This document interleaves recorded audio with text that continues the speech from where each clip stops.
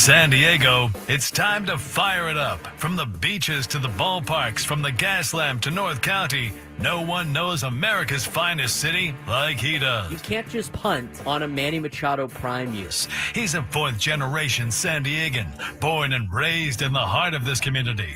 Passionate, opinionated, and always bringing you the real talk on your teams, your city, and everything in between. Braden totally knows his stuff. He's ready for the next step. That guy is good. Live and local, it's the Braden Surprenant Show. But I think Braden's one of the up-and-coming young stars in the media game in San Diego. Now, here's your host, Braden Surprenant. What's up, San Diego, and happy Tuesday to all of you out there in America's finest city. You're blessed with the weather over the weekend. A little bit chillier today. The May Gray is back. Is it the setting of the emotions of Padres fans after last night? Man, that was a rough game last night. You're playing the Colorado Rockies of the American League, and you blow a 5-3 lead in the ninth inning. Give 6 runs to the Angels in the top of the ninth inning, and lose 9-5 to, again, the Colorado Rockies of the American League. I mean, you want to talk about the Rockies being a circus? I mean, the Angels in general are just kind of a circus. Does that count, Frank, as like losing to the Rockies back-to-back games? I wouldn't say that. The Angels are at least somewhat competent sometimes. But overall, I mean, you know, I saw somebody reached out to me. I don't know what the YouTube chat is like for the morning show. Somebody was like saying that it was all hell broke loose or whatever it was.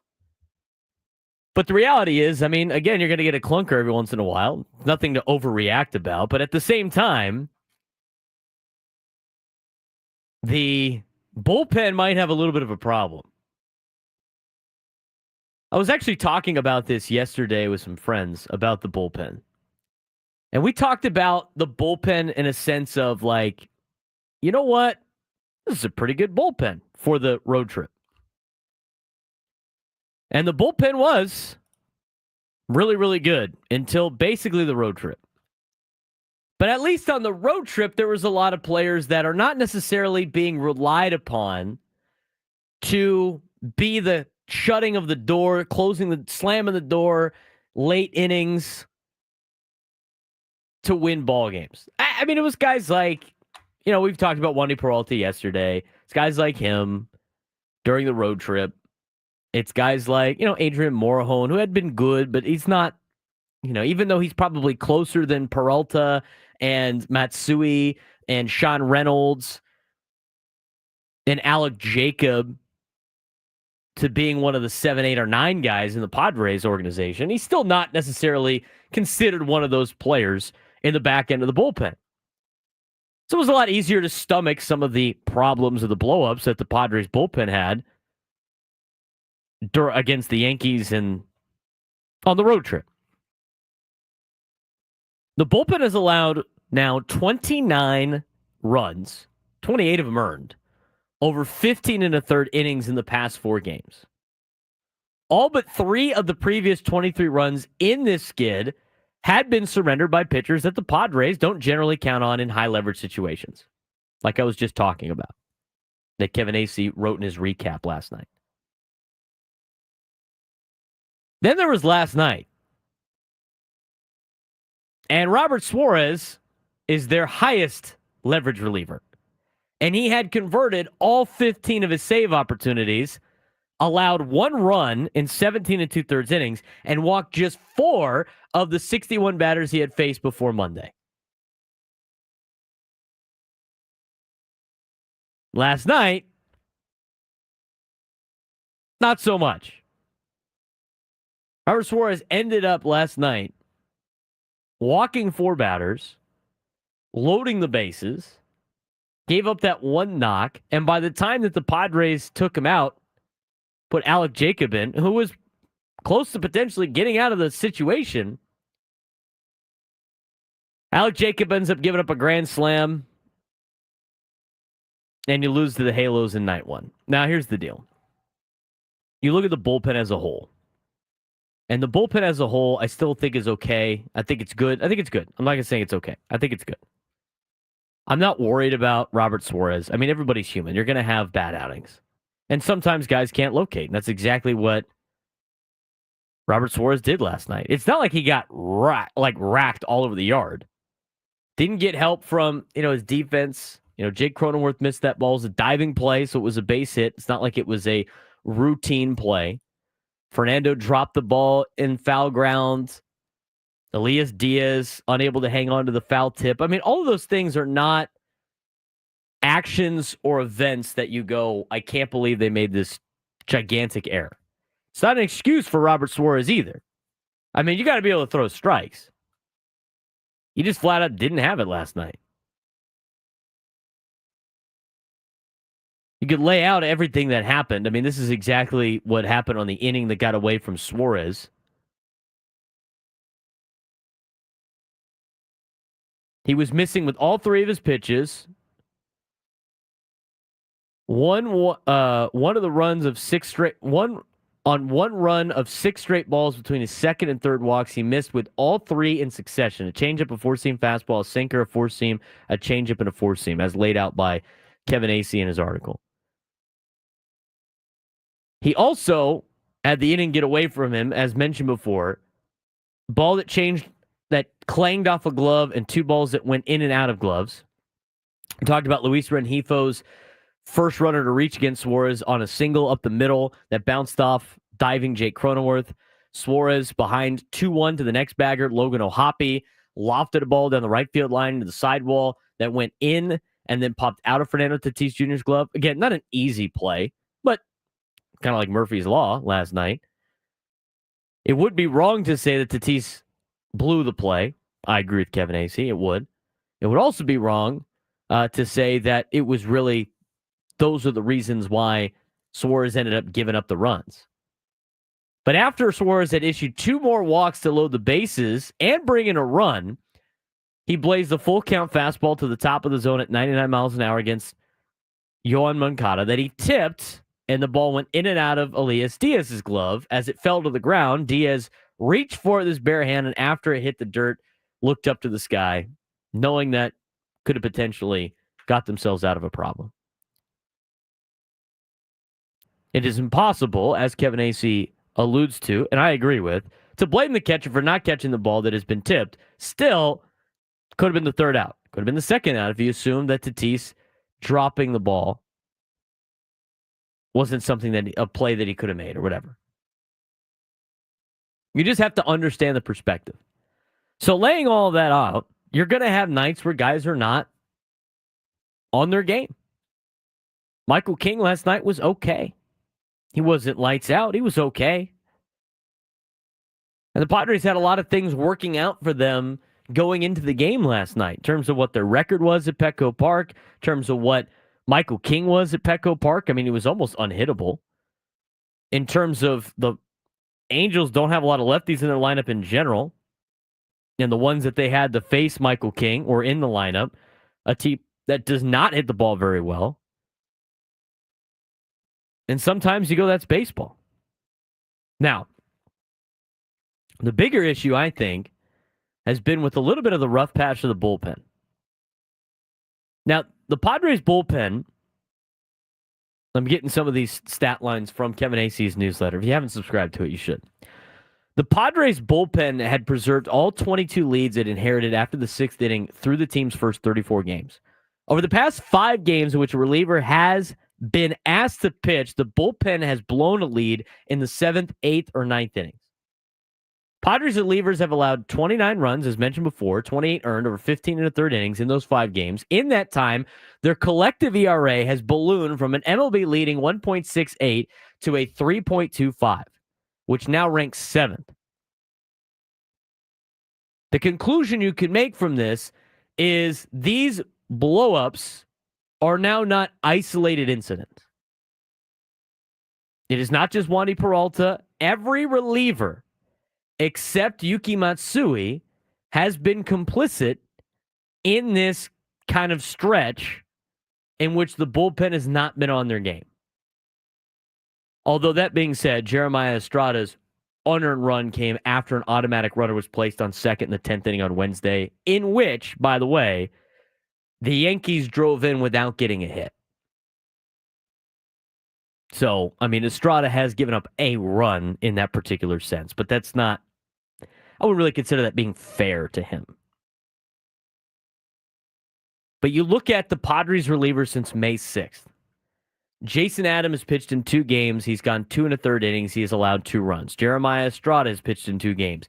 He has faced 7 batters over 1 2/3. He's allowed a run. Alec Jacob has faced 11 batters in 2 games in relief. Since May 6th, he has gone 2 innings. He has allowed 2 runs.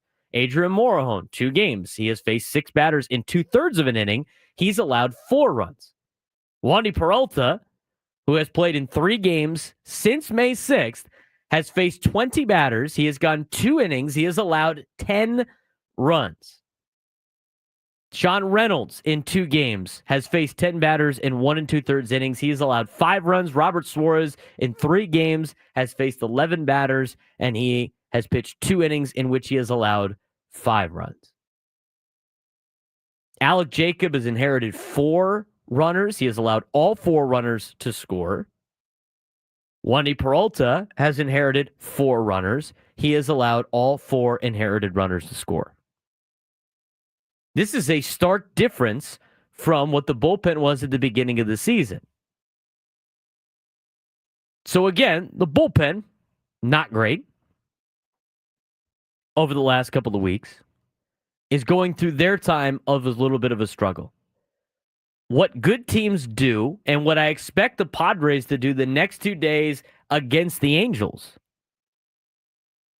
is if the bullpen continues to struggle, and I don't think the bullpen is set up to struggle for a long period of time. Again, we could talk about how great the bullpen is a lot, and at the beginning of the season, the bullpen was great, and everybody talked about how great the bullpen was. Statistically, it was the number 1 bullpen in Major League Baseball.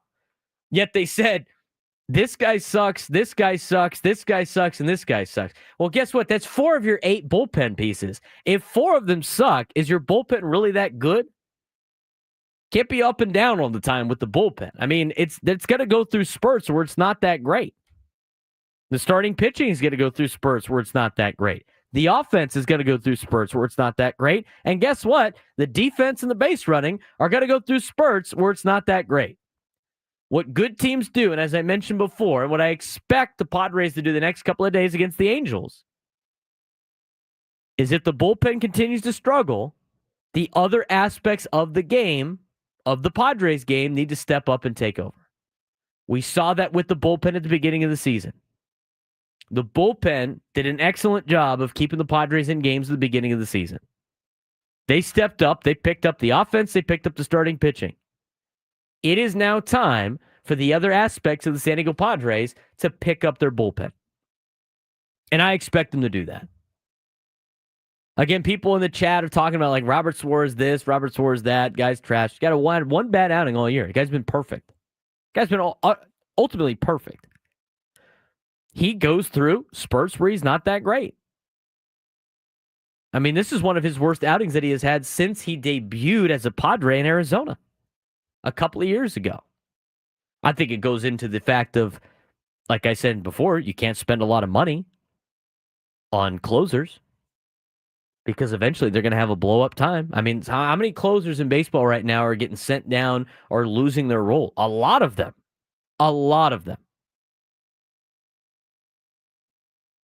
But out of all the closers in baseball, statistically,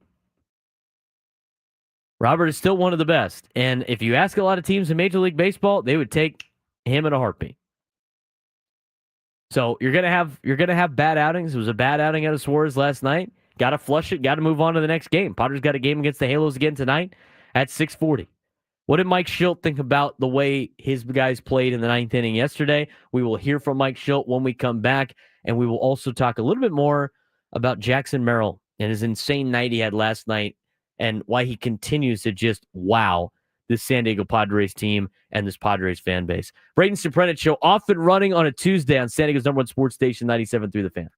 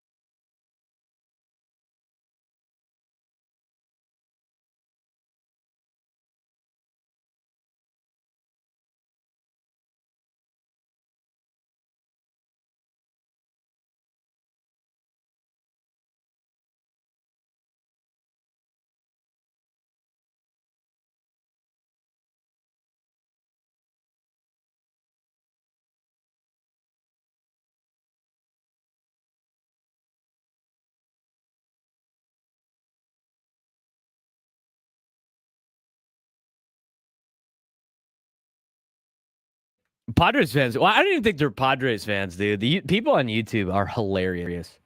They just love misery. They just love to be miserable. Like, we got a new guy on YouTube today talking about why they listen to other shows instead of this show, because it's like, we don't mention that everybody in the team's trash. They're all trash, dude. They're just all trash. Why even watch? Everybody sucks. Everybody sucks. Hilarious. Hilarious. Guys, let emotions get to you the most. They get the best of you sometimes. People are fun. That's right. That's why I stay away from them most of the time. That's right. You know what? Sometimes you got to. Sometimes you got to. Sometimes you get a little too much fun, and you're full for a while. Lose 2 games in a row. This team's trash. Sell everybody. Sell the team. Get rid of everybody. They all suck. Unbelievable. It's like, it's baseball, guys. A lot of you are watching baseball for the first time. We welcome you here. We're welcome with arms wide open. This is what baseball is. It is a sport built on failure. It's a sport where weird things happen, where you get teams like the Rockies that will win games every once in a while, and teams like the Angels. I mean, it's not like the NFL. It's not like the NBA, where teams that are like way better than their opponents just dominate the entire time because of just natural skill. There's just weird things that happen in baseball games. But it's hilarious. We got Tatis is washed. We got trade Jake Cronenworth. Robert Suárez sucks. Everybody, just get rid of them all. We'll go find replacements. It's easy. Well, now you might have some trolls coming in here just because you mentioned something. So 100%. Now it's going to be even worse. I think you could make an argument for every player on this team of why they suck and why they're the greatest player to ever live. I think you can make those arguments. Absolutely. Do I even want... I know Matt's trolling in the thing. Nobody actually thinks Tatis is washed. You'd have to really look in the mirror and just... I mean, come on now. Anyway. They're going to have bad nights. It's going to happen. Now, if this continues for like lengths of time, maybe. But here's what you can't do. And this is why, to be a general manager and somebody in charge of an organization, as AJ Preller is, you have to be level-headed all the time. You cannot make knee-jerk emotional decisions and expect to have success. Sometimes things aren't going to go your way. But like after last night, if you did what like some fans said, like, he's garbage, this is only a sign of the beginning, like it's only going to go bad from here. We're trying to prevent it's almost like, you know what it is? It's like the people that go out there and talk about, we get it once a year, how this catastrophic event is going to end the world. These are the sports versions of those people. I'm telling you, Robert Suárez is going to be the death of the Padres. He's going to keep them for the playoffs. We got to get rid of this guy. Heed my warning.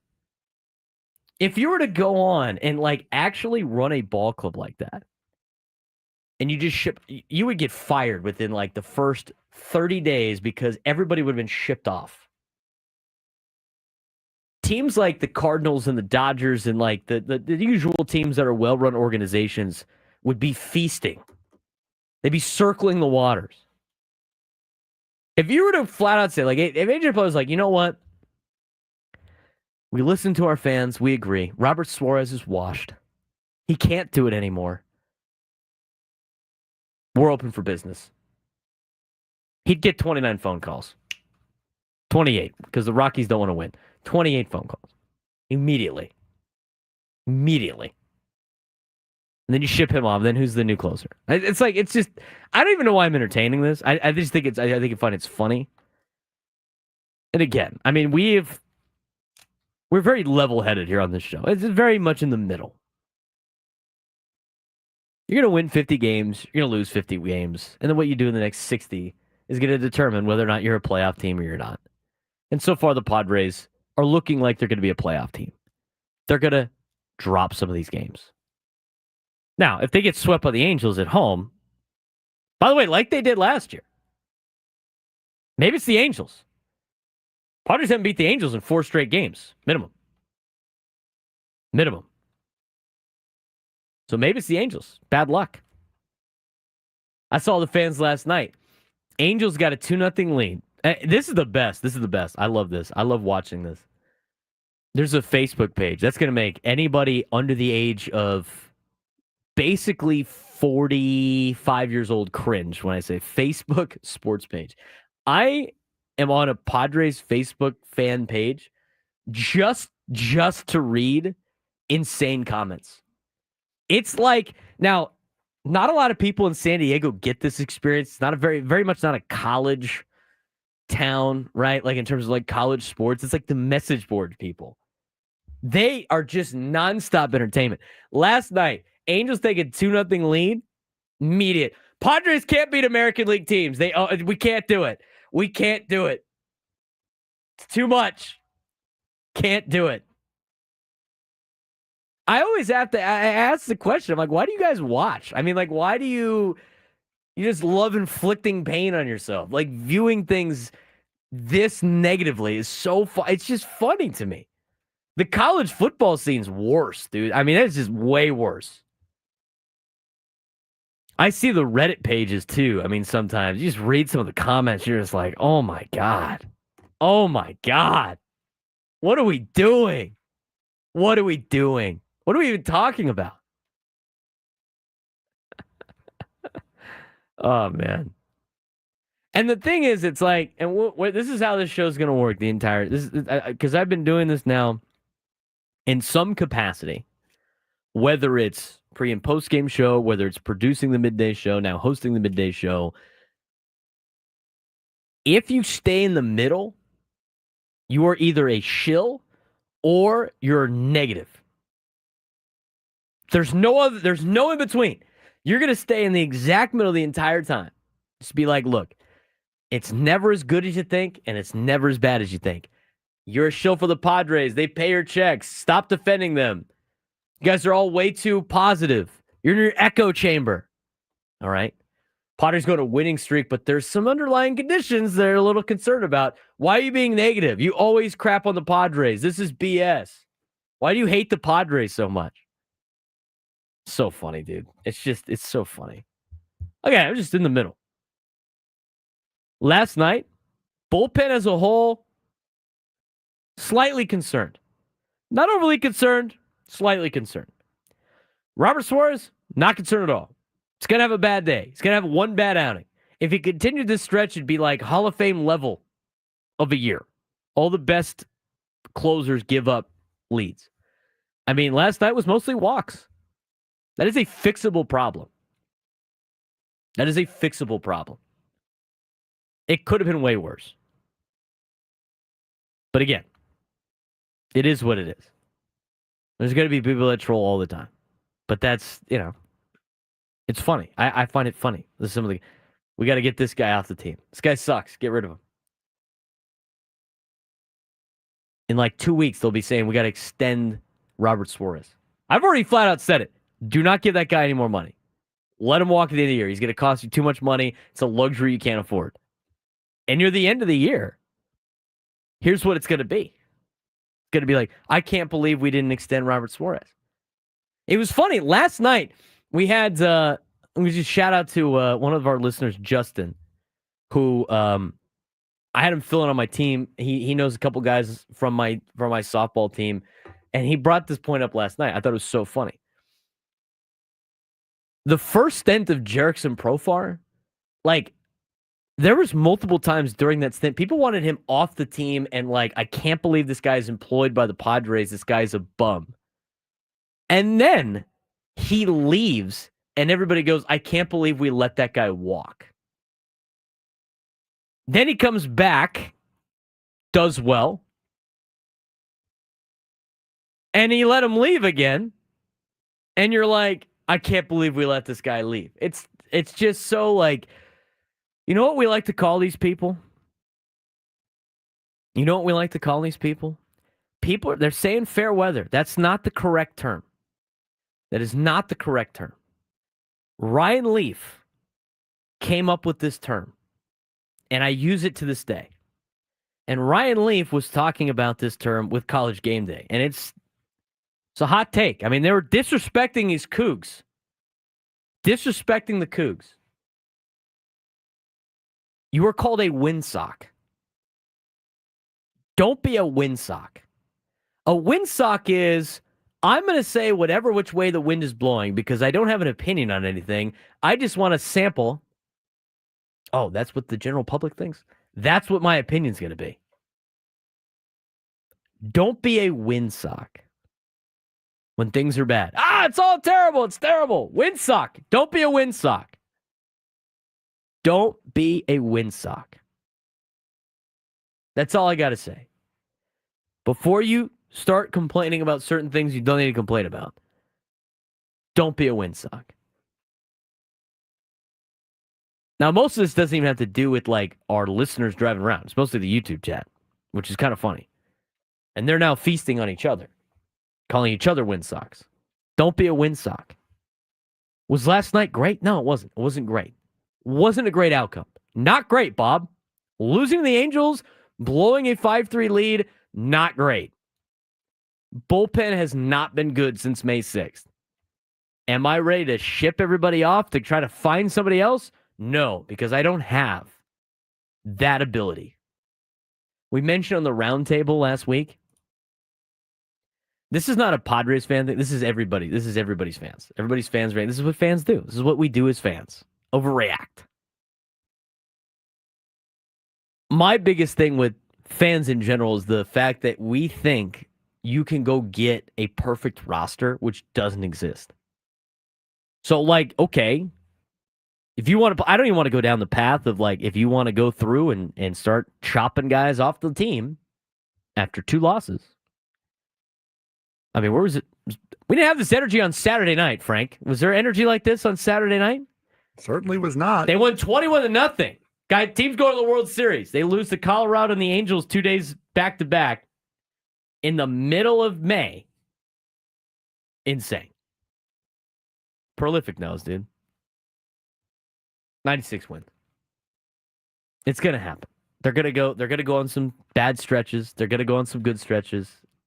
It is what it is. But again, the biggest pet peeve I have with some not Padres, fans in general, is this like perfect roster where you think you could just get rid of somebody and then replace him with the best player in that position in Major League Baseball. And then assume that guy is going to play at a very, very high level before you have to replace him again. Windsock. Don't be a windsock. That's your lesson of the day. Don't be a windsock. And there's a lot of, you know what? There might be a segment here, Frank. Windsock of the day. We could have windsock of the day. I think that's not a bad idea. We'll talk about that. We'll discuss. We'll think about that. But not a windsock. Mike Shildt. What did Mike Shildt say about last night's game? We'll talk about what he thought about Robert Suárez' 9th inning when we come back on the Braden Surprenant Show, San Diego's #1 sports station, 97 through the Fan.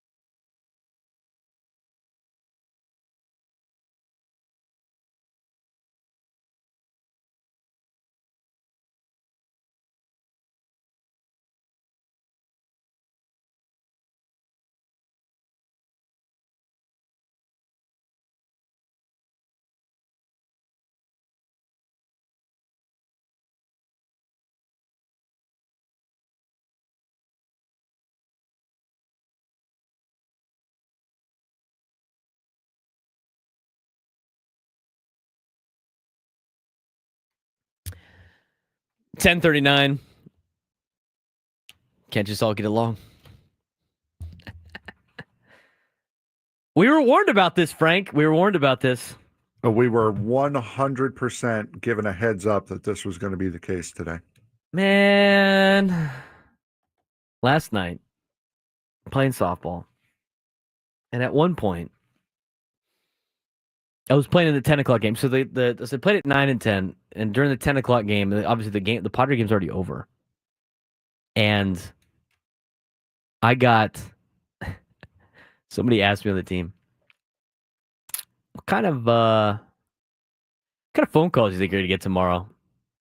And honestly, I was like, well, I don't know about the phone calls, but probably the YouTube chat. I was like, you know what? I was like, I don't think people are going to freak out that much. It's like it's one game. It happened. Suárez's first bad outing of the year. I think it's going to be okay. I think it's going to be okay. And then you know what? Where I was at this morning, we were trying to get our last notes done. Our friend Tessa, who's in the chat more times than not on YouTube, sent us a DM on Instagram going, I need therapy after the Ben & Woods chat earlier this morning. Can't imagine your show's chat, but I'll be there. And I was immediately going, excuse me? Ruh-roh. Oh, my God. Wow. It's insane. It just goes to show you haven't been on the interwebs for too long if you're not aware of how unhinged YouTube and Twitch chats are. I know. I just don't read them. I try That's not a shot at you, Go Aztecs. I was just saying in general. Yeah, Go Aztecs is our lone Twitch support. And he's not unhinged. He has planted his flag. Most of the time, at least. Braden Surprenant show live on Twitch. Go Aztecs. That's our guy. Yeah, see, Tessa's lurking in the chat. But anyway, apparently the Ben & Woods chat was insane today on a lot of the things. I think we're matching the same energy today. We're not talking about chats versus chats. We're just saying the general voice of our fans on YouTube today apparently have been very emotional. But you know what? We were warned. We ignored the warning. And here we are. Keep it coming, though. We love the engagement, though. Thank you very much for that. The more chats, the better it is. While you're chatting and yelling at each other, give us a like. It's great. Add a like in there. Throw the like in. We appreciate it. I want to give a birthday shout out to my buddy Matt. It's his birthday today. I can never remember how old he is because I'm older than him, and then it gets to, and I know like the age range because he's younger than my sister, but he's older than my brother. But Matt, he gets a bad rap on these airwaves sometimes. Like Tony called him out the other day. Now, Tony did say some good things.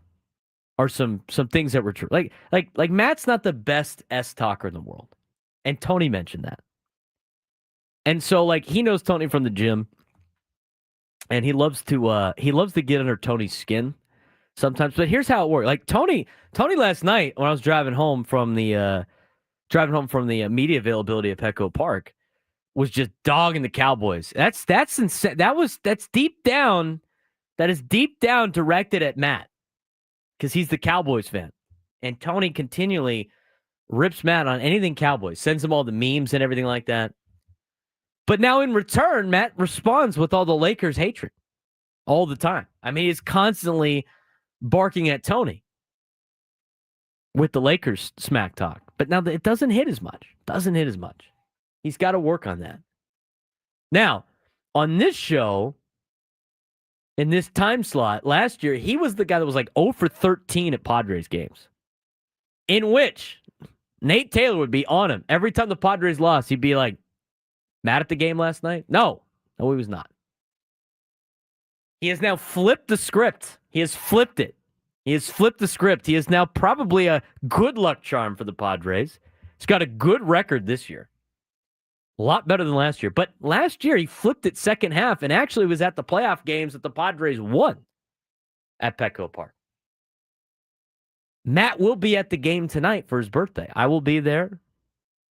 My buddies, Will, Sushi Sam in the chat, my buddy Mike, and then my brother. We're going to the game. We're actually sitting in different areas, but we're going to the game tonight. So, happy birthday to Matt Perez. I usually am hesitant to throw out the last name, but Tony outed him the other day and dropped the whole name, so, I mean, it's out there now. So, like, everybody knows. Matt Perez is the Cowboys fan that talks crap about the Lakers to Tony. In return, Tony replies in the hatred for the Cowboys. And as Go Aztecs mentioned on the Twitch chat, it's Matt's fault if we lose the series. Got it. Well, you know what? Can't win them all. But happy birthday to Matt Perez. There you go. All right. Mike Shildt. Oh, now we got. See, it's inciting more Cowboys hatred. Gwen and Chris were talking about this yesterday before we get to Mike Shildt about the Cowboys. I'm a bandwagoner Cowboy fan to a sense. I'm a very fair weather. I don't really care if they lose. I don't really care if they win. If they win, cool. If they lose, doesn't bother me. It's not the same as when I was a Chargers fan. But Chris was talking about, the Gwen and Chris show were like, they all don't like the Cowboys. Like, nobody likes the Cowboys, right? It's America's team. I've been told they're America's team the whole time. There's something about a team that thinks they're great that never wins is very annoying. I understand that. But to say that nobody cares about the Cowboys, Chris, you talked about them for about 15 minutes on your show yesterday. And you made up this, like, you couldn't believe that the NFL picked the Cowboys to play the Eagles on Thursday Night Football. People watch the Cowboys. They hate watch the Cowboys. They do. Everybody's got an opinion about the Cowboys. If I mention the Dallas Cowboys, somebody's either going to tell me they're a fan or I hate the Cowboys. There's no in between. Nobody goes like, are you talking about Oklahoma State? Are you talking about Dallas? It's like they either, and it's mostly they hate the Cowboys. But people, you care, dude. I mean, you can't say nobody cares about the Cowboys and then talk about them on your show for like 10 minutes. Love them or hate them, people talk about the Dallas Cowboys. So to say that nobody cares, insane. That's all I got to say on the Dallas Cowboys. You're a Giants fan, right? That I am, yes. I mean, people care about you can't even turn on NFL Network without them mentioning the Dallas Cowboys. Yeah, if you want to believe some people in the media, it's because they're ordered to, but, you know, it's ridiculous. Most talked about team, dude. I know so many random people that are Cowboys fans for no reason. No reason. No reason at all. Why are you a Cowboys fan? I want to get to Mike Shildt. I want to spend on the Cowboys. Like you'd say, Frank's like, I hate the Cowboys, dude. This is ridiculous. I asked one Cowboys fan one time. You're gonna pass out, dude. I just knowing you, you're just gonna be so pissed about this. I asked one Cowboys fan. He lives here in town. He's from the Bay Area. His name's Jason. Used to play softball with him. He's from the Bay Area. Warriors fan, Giants fan, like every team in the Bay Area. Niners fan. No, Dallas Cowboys. And I go, how in the world are you a Cowboys fan? You know what his response was? I'm bracing. Because I'm a damn American. That's why. And I was like, oh my God. Are you kidding me? Look at this. Look at Frank. He's walking out. He's adding up. Because I'm an American. It's my American. Excuse me. It's my patriotic duty to be a Dallas Cowboys fan. I could not believe the reasoning on that guy. Frank's out the building. He walked out. He's just like, I can't. Because I'm an American. Because I'm an American. That's why I'm a Dallas Cowboys fan. That is the funniest thing I've ever heard in my entire life. Because I'm an American. I think your actions spoke louder than your words there, Frank. What's your reaction to that? So Mike Shildt spoke to the That's media right. last night about Robert Suárez and what happened in his ninth inning implosion. We've seen a lot of greatness from Robert Suárez to the point of, borderline to actually being spoiled. Some days you got to prove you're human. This guy's been absolutely lights out for us the last year, obviously this year. And, they were patient and able to, work some counts and, then they got through him. So one of those days he'll be back and we're confident he'll be just fine. The walks in the command are something that he's been really, really good with this season. Was there maybe something mechanical in his release or something that you No, I wouldn't. I can't say no. Look, this guy's been really good. He's consistent. He's got a pretty easy delivery, repeatable delivery. I wouldn't, I'm not going to pin it on. He may have a different opinion of it, but I wouldn't pin it on anything mechanical. It's just one of those nights. Mike Shildt after the game, again, I agree. It's just one of those nights. You see what we did there, though, Frank? We flipped the entire YouTube chat and talking about the Dallas Cowboys instead of Robert Suárez. Why do you do these things to me? It's great. It's for the betterment of the show, Frank. Mike Shildt talked about why he took Robert Suárez out when he did. Yeah, it's a heavy workload. Once the game's tied, if he was going to get him, he was going to get the next guy, because he had the pitches to do it. But at that point, he's not a big double play guy. He's been laboring a lot of pitches. Just chance to do something different with Jacob, and he gets the punch out and you got 2 strikes. You just got a ball up to a dangerous hitter. So a guy with power, but almost came in and did his part. But yeah, it was just a time when the game was 1 out and number of pitches. It was he'd done his part. Mike Shildt also talked about Michael King's outing as a starting pitcher last night. I thought he was good. I thought he was really, really good. Battled himself a little bit, controlling counts, made pitches, got behind on NATO and then 3-1, made him pay. Other than that, thought he was good. Again, Jackson helped him out in the 5th. And he got us to the point where he had a chance to win a ball game. So he did his job. He did. Michael King overall, he got the job done. He wasn't like a dominant. He didn't have a dominant outing. He was okay. It wasn't his best outing, but it's an outing that's good enough to win. That's what you want to see out of your starting pitching, especially in the middle of the season. Bullpen wise, again, I think there's a slight concern about the bullpen. I don't think there's really any type of concern with Robert Suárez. And we'll see. You got to keep rolling him back out there. He is your closer. And right now, everybody but Yuki Matsui has been kind of rough since May 6th. About a week span. Unless you want to roll Yuki Matsui out there to close out the ninth. For everybody that wants to get rid of X player, I need a replacement. Otherwise, you're just yelling at the clouds. Or, as we termed the phrase today, Frank, on the Braden Surprenant show, you'd be a windsock. Would you consider Jason the Cowboys fan a windsock?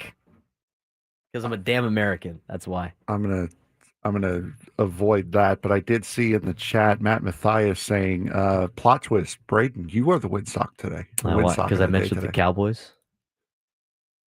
I did not say anything about the. All I said was people talk about them. That's all I said. People talk about them, and whether you like them or you don't, you have an opinion about them. Therefore, you can't say that people don't care about the Cowboys because they do.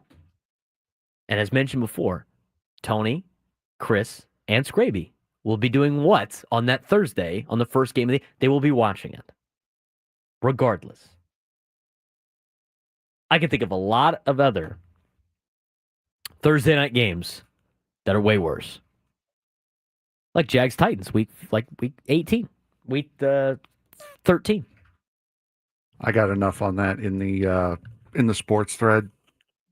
I'll save it for the sports thread, but yeah, it's kind of ridiculous. Again, another reason why I can't stand the NFL. I love the NFL. What about the draft yesterday? Do you got the NBA draft on there? I do The have lottery? the NBA draft lottery in there. Yes, I do. Are we gonna? I'm fueling right now. I'm sending Scraby all of these conspiracy. Oh, I got it. I'm fueling the fire. I'm just like I'm pouring gasoline on a bunch of kindling and newspapers, and I'm throwing pallets on there, and pallet after pallet after pallet. And I have given Matt Scraby a lighter and a box of matches. I got a good one for him today. Are you going to add to this? We are adding to the conspiracies. We're going to add to it. Igniting the conspiracies. I cannot wait. NBA's rigged. Scraby show on Thursday. Can't wait for the whole segment. Want to join the show today? 833-288-0973. 833-288-0973. Be back for the second hour of the Braden Surprenant Show.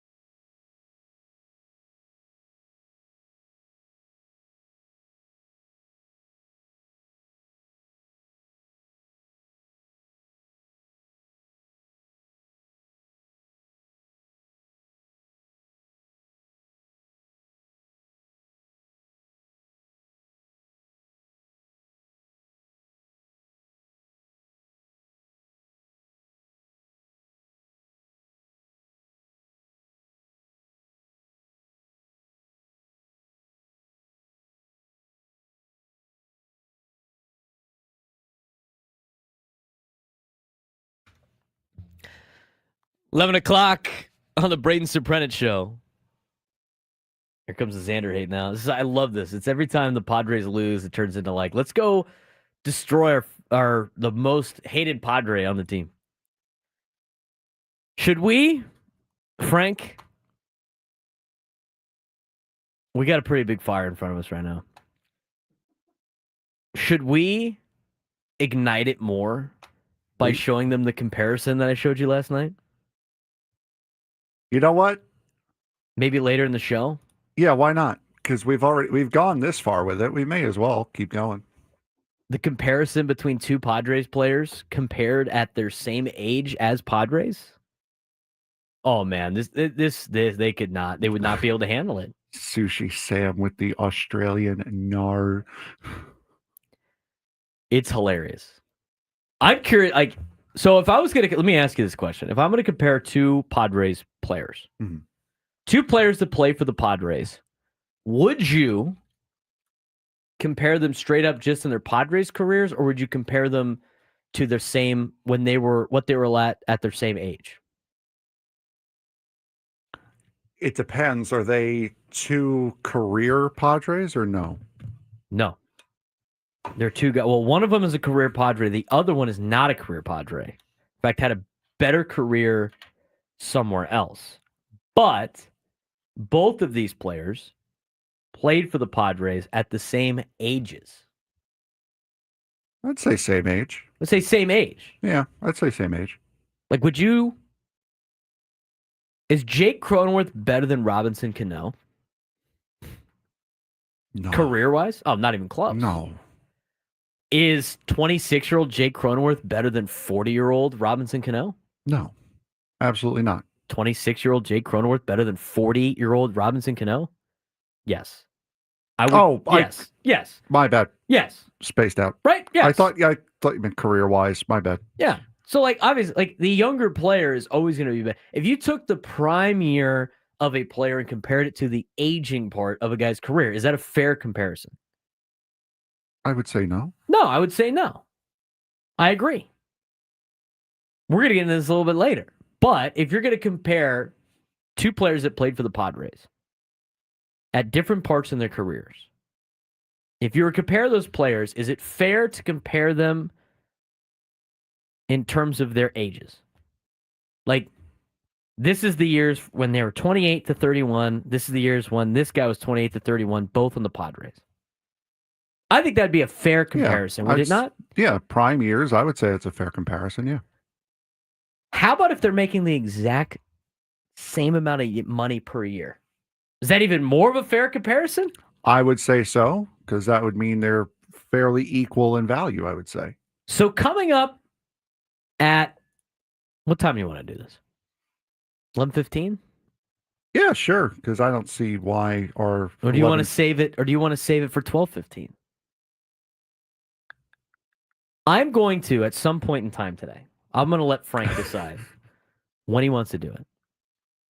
I'm going to show you two players. Yeah, let's do it at 12:15 because it is our lunchtime hour. Let's give the people something to munch on during the lunchtime hour. I am not going to give you my opinion on this. I am just going to give you the stats. And we're going to compare two Padres players from their age 28 to 31 seasons.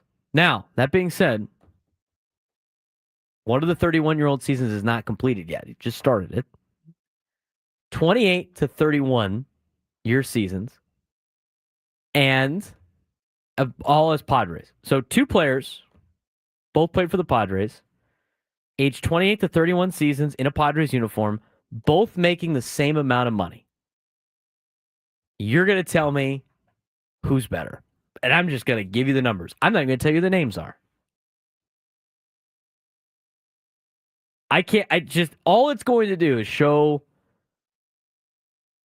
maybe a little bit of bias when it comes to certain players. But we'll be doing that later. What time will we do it? 12:15? Yeah, we'll do it at 12:15. You have the graphic I sent you last night? I do not have the graphic, but I think I can find it. All right. I can even screenshot a new graphic, and we're going to take the pictures of these players off, and we're just going to look at the stats. I'm just going to put it up on the YouTube page. I'll read it for the people on the air, and you guys can tell me what player you want. And that's it. And that's all I'm going to say. And should we tell them who the players are tomorrow? Maybe we should do that tomorrow. Wow. Just let them think about it.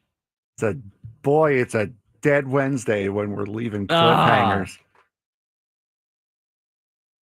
All you got to talk about. I will say this is a tease. One player has a higher WAR and a higher OPS plus, and that's it. And I got news for you. It has nothing to do with Xander Bogaerts. That's the biggest bombshell, because what has everybody in the YouTube chat has already been talking about? Oh, it's got to be some BS that he's talking about. It has nothing to do with Xander Bogaerts. He's not even one of the players. 12:15. Stay tuned. They're going to be guessing. It's going to be great. I showed it to Sushi Sam yesterday, so you better keep his mouth shut in the chat. He's like freaking out. But I'm going to show you the stats of those players at 12:15. You tell me what player you want, player A or player B. And by the way, they're making the same amount of money. And on Wednesday, if you don't figure it out yourself during the show today, on Wednesday, we will reveal who those players are. What do you think about that, Frank? You like this little social experiment we're conducting? Sounds like a pretty good idea. Sam, screaming in my office right now. I'm just going to go like this. It's going to blow your Padres fans' minds. I mean, you can sit here and call for the head of every player you want. You got to do it all the time. But you got to start taking some of the names off the list here. I think there's a little bit of bias mixed in. Is there reason to be concerned about Robert Suárez as we transition to what we were actually supposed to be talking about during this segment? His first blown save last year was June 18th at Philly. He was 17 for 17 prior. After June 18th last year, Suárez went from a 1.21 ERA to a 2.77 by season's end. He allowed 16 runs after June 18th, just 2 runs prior. Was talked towards the end of the year that the innings were catching up to Robert Suárez. So the question today, as Frank posed in the chat, and correct me if I'm wrong, I'm reading this information, Frank, and you're asking if maybe with the amount of workload for Robert Suárez last night is an indicator for a couple of maybe potential rocky months in the middle of the season. Is that what the question is posing? More or less, because that's exactly what happened last year. Right. He was lights out. He was 17 for 17 in saves going into that first blown save last year, and then started to fall off. More runs given up than he had all season, started giving up more hits, and just looked overall less than what he was at the beginning of the year. Now, I will say last year, he was only throwing fastballs. He has now worked in a changeup. And when they started working with that changeup last season, near the end of the season, back when in playoff time, he started to become more lights out again. Look, last year, I didn't want this guy to have anything to do with closing games in the postseason. With the final month of the year that he had last year, I was absolutely not. Do not let this guy come out there and throw in the 9th inning when you need to win a game in a playoff game. And they stuck with him. I mean, I think that's the beauty of Mike Shildt. He sticks with his guys, and it usually pays off for him.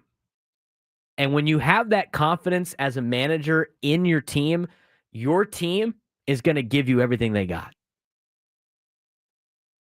So when you don't have confidence and you act like some of our fans, where you just want to throw everybody to the wayside all the time, you're not going to get the same support from your players. Your players have to believe in you that you have the best interests of them in mind, and they will do whatever you ask them to do. Even if it's some tough love. So from that perspective, Mike Shildt's going to continue to run out Robert Suárez. Now, in terms of the question of concern, I need to see a couple of problems with Robert Suárez for me to really be a knee-jerk reaction and start thinking about getting rid of the guy. Again, we mentioned this before. If you just go out there and emotionally make decisions, you're not going to be very good. There is nothing more frightening, and I'd use this as coaching with my teenagers that I coach over at Cathedral. There is nothing more frightening than a calm man under pressure. And I think you have to go about that in a lot of different aspects of life. I think you need to understand that when times of problem and when S really hits the fan, and I think this is for everybody, the ones that make it through are the ones that don't panic, they stay calm, and they make rational decisions. I think the same thing needs to be applied for different things. One, I think it's being applied right now with AJ Preller. He doesn't make rash decisions. Now, maybe sometimes it goes a little bit too far, but there's not a lot of knee-jerk reaction decisions that he makes. That's what somebody you want in charge. Same thing to be said about Mike Shildt. I mean, you can make knee-jerk reactions all you want, but at the same time, it's not going to work out for you when you're just chaos. The guy in control needs to be calm, cool, and collected at all times. And again, I mean, it turns into just the same guy shows up every day in the YouTube chat and only talks about one person.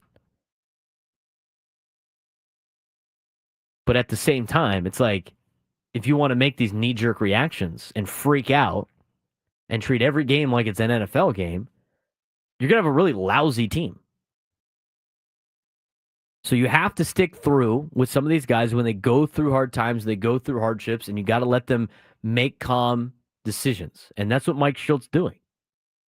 So you're going to roll Robert Suárez out there again. And he's going to be fine. And if he's not fine, then you can start thinking about what you want to do with him. But you can't just cast off everybody that doesn't have a good day. It doesn't make any sense. 833-288-0973, 833-288-0973. In terms of like Robert Suárez throughout the year, I'm not concerned about him yet.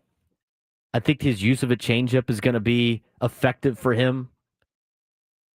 He's got to be able to throw strikes. You can't stop a walk. And the players that are relied upon in the back end of the bullpen, when they have struggled this year, they have walked guys. Jason Adam with the walk before the Trent Grisham home run cost him a game in New York. You can't walk people as a bullpen arm. You have to throw strikes. And when your closer walks people, I don't care what type of closer you are, you're not going to get out of situations. Overall, is there a reason to be concerned? I think there might be a very, very smudge reason to be concerned about Robert Suárez. I think there's more concern about the bullpen overall. I think they've been worked a lot. But I'm not ready to just pull the plug on Robert Suárez. By the way, he's gone at the end of the year anyway. So he's got to make it to the end of the year. Then you don't have to worry about him anymore. Should we be concerned about a top prospect of the San Diego Padres? We'll talk about that and who it is when we come back on the Braden Surprenant Show on San Diego's #1 sports station, 97 through the Fan.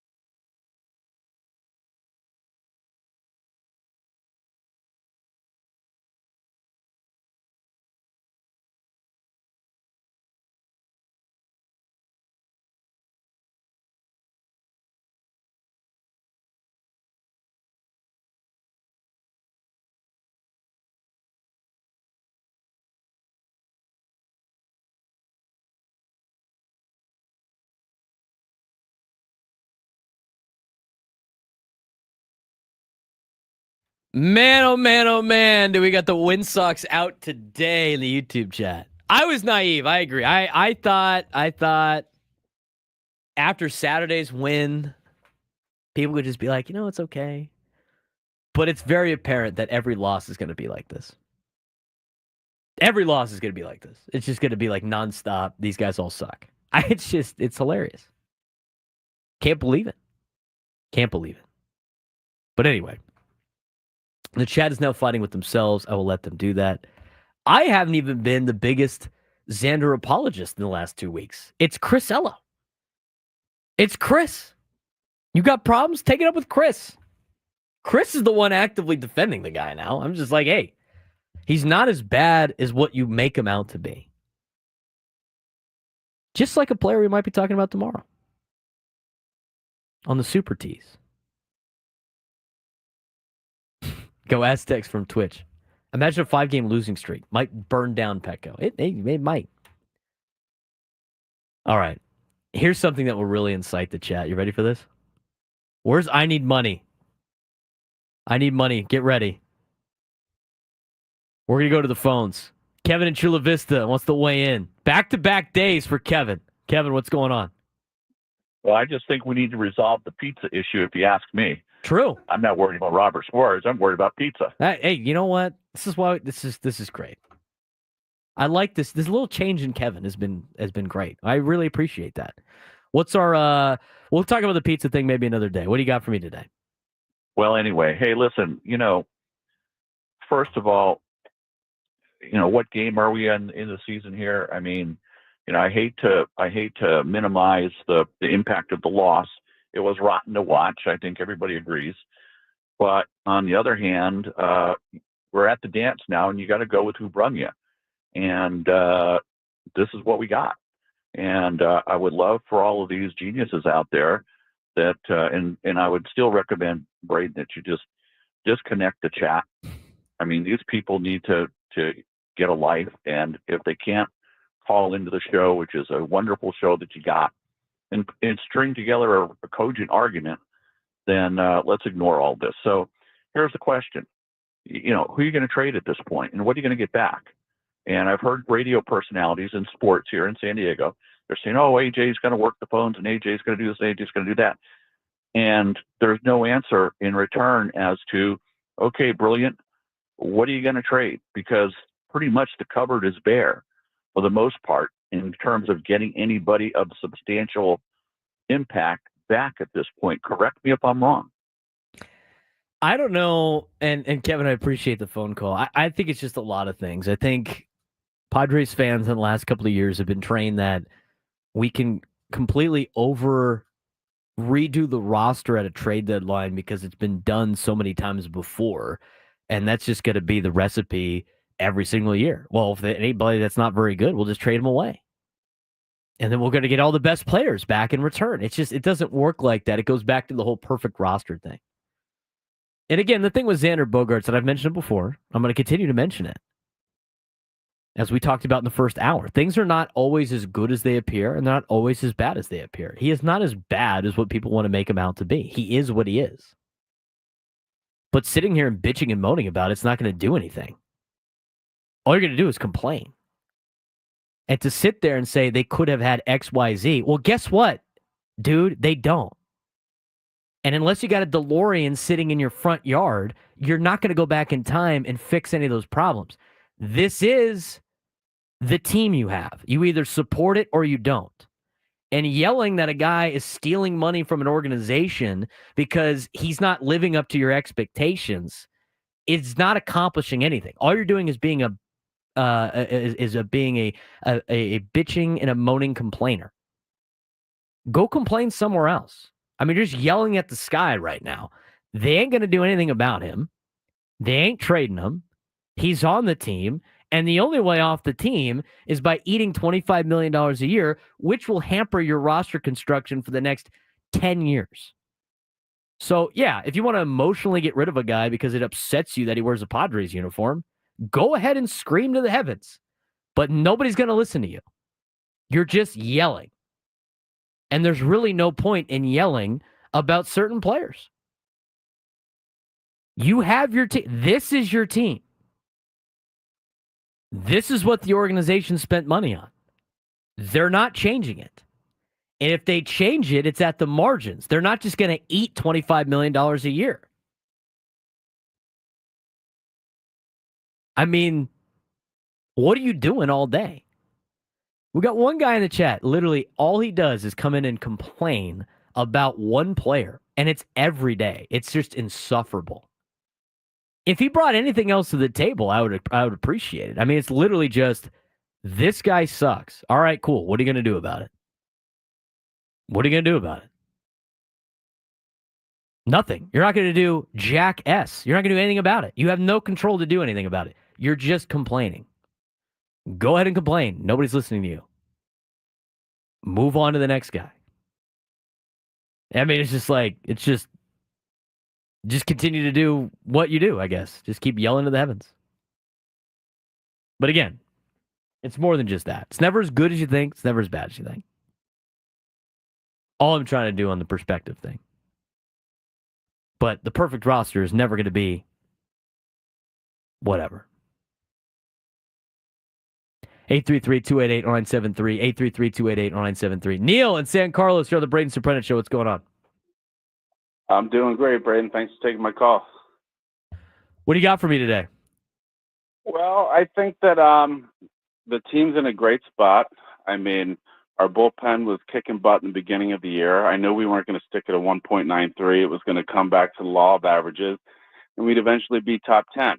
At that same time, our offense was kind of low, and I knew we'd go back to law of averages, and now we're creeping into the top 10.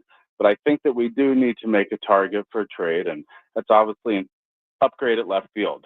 And to me, this feels like an all-in year because we have, the potential guys that we're going to lose next year, Cease, maybe King, a couple more I'm not thinking of right now.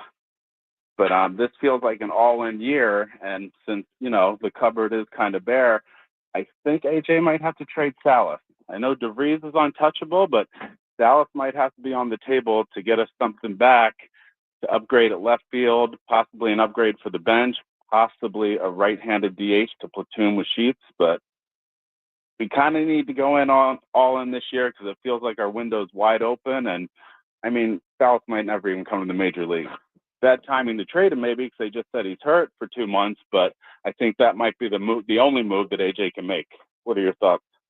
Are you willing for him to be are you willing to swallow him being an all-star? And this is extreme because this is like the highest level he would be. Are you willing for him to be like a all-star, perennial all-star catcher for a rival team? Well, generally they don't trade with rivals. If you trade Salas somewhere else, that doesn't mean he's never going to get traded back to a rival team, right? Adrian Gonzalez, when he was traded to the Red Sox, was traded to the Red Sox. He didn't think he'd have to deal with them for the remainder of time, and they ended up on the Dodgers. So the risk that you take, that would be that is the ultimate worst case scenario, right, Neil? It's not a very logical thing, but that's ultimate worst case scenario that you would have to swallow on that is, are you willing and are you comfortable with Ethan Salas being an all-star catcher for a division rival? If you are willing to do that in order to get a chance to win a World Series, not a guarantee, but a chance to win a World Series, then you can make that move. Now, I think at the time that the Padres traded for Juan Soto, I was in that. I was comfortable with the Padres potentially giving away C.J. Abrams and James Wood, who might be all-stars for a potential rival team in order to go after it that year. I'm not saying it's a wrong thing. I'm just saying if you're willing to do that, then you can make that decision. Those are some of the, ramifications of those actions. So the question, do you think, again, it's worst case, is that worth a chance this year? Not a guarantee, but a chance this year to win a World Series? I think it's worth a chance if we're going to get maybe 2 cracks at it with whatever comes back. Because we were told in that Soto deal that we were going to have 4 tries at winning a World Series with postseasons with him. We only got 1. So that's why that trade stings really bad. Because 1 year we made a run, 1 year we bounced out. and then they traded him away. Right. I mean, but like I said with the Cubs 2016 team, everybody thought the Cubs in 2016 were going to go on it. You don't know. You just never know. Yeah. So you can't say, like, you can't view things. And Neil, I appreciate the conversation. I think it's a good conversation. I'm not totally against trading Ethan Salas.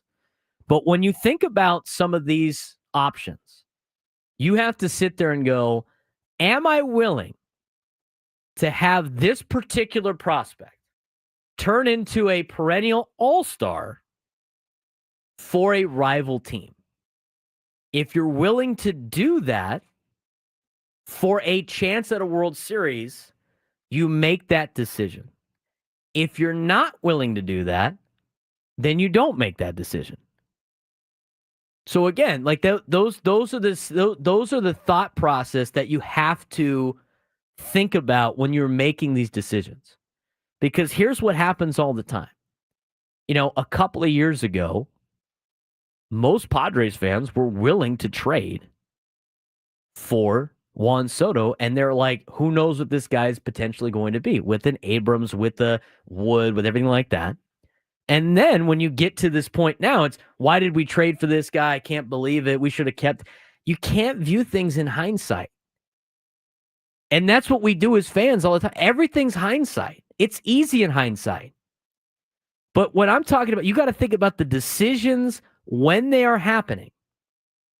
And think about, it's all fun until your product's on the field. I mean, that's what happens. And so understanding that perspective, I think you have to give people a fair shot when it comes to some of the moves that were made. Since it didn't work out, that doesn't mean the move was bad at the time. You have to think about it from the context of the time the move was made and what the potential outcomes could be. Just because it didn't work out doesn't make it a bad move. And that's basically what I've been trying to say for the last month and a half. It's easy to just sit there and be a windsock and be like, it didn't work, this is terrible.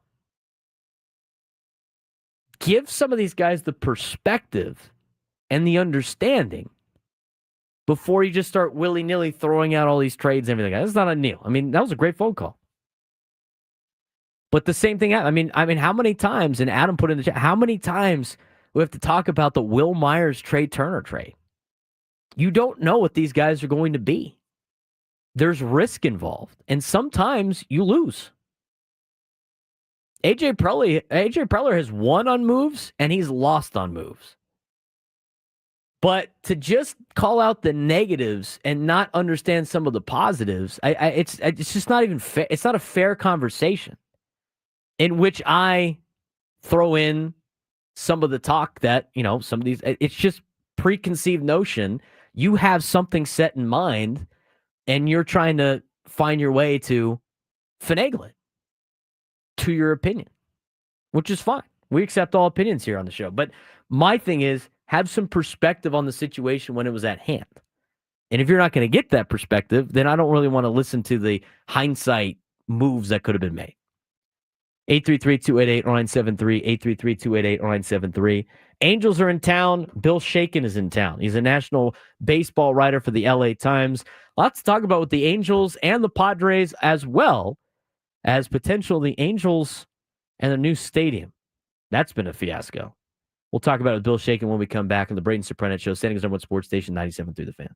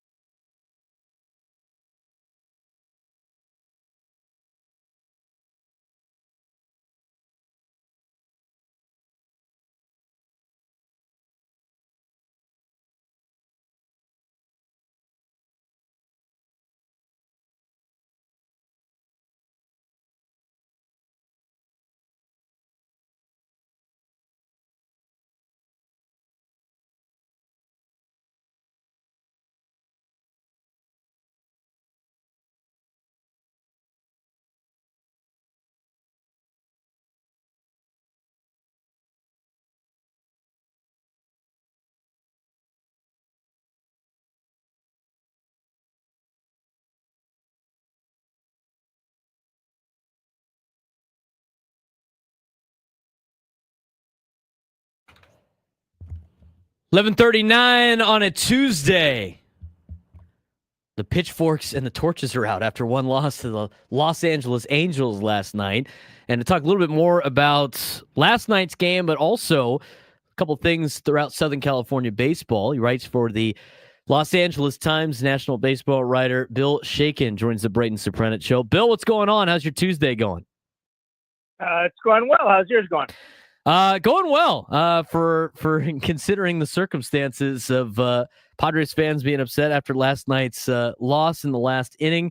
Los Angeles Angels able to get the Padres last night. What did you see from the back end of the Padres bullpen in person last night? Robert Suárez was not well acquainted with the strike zone.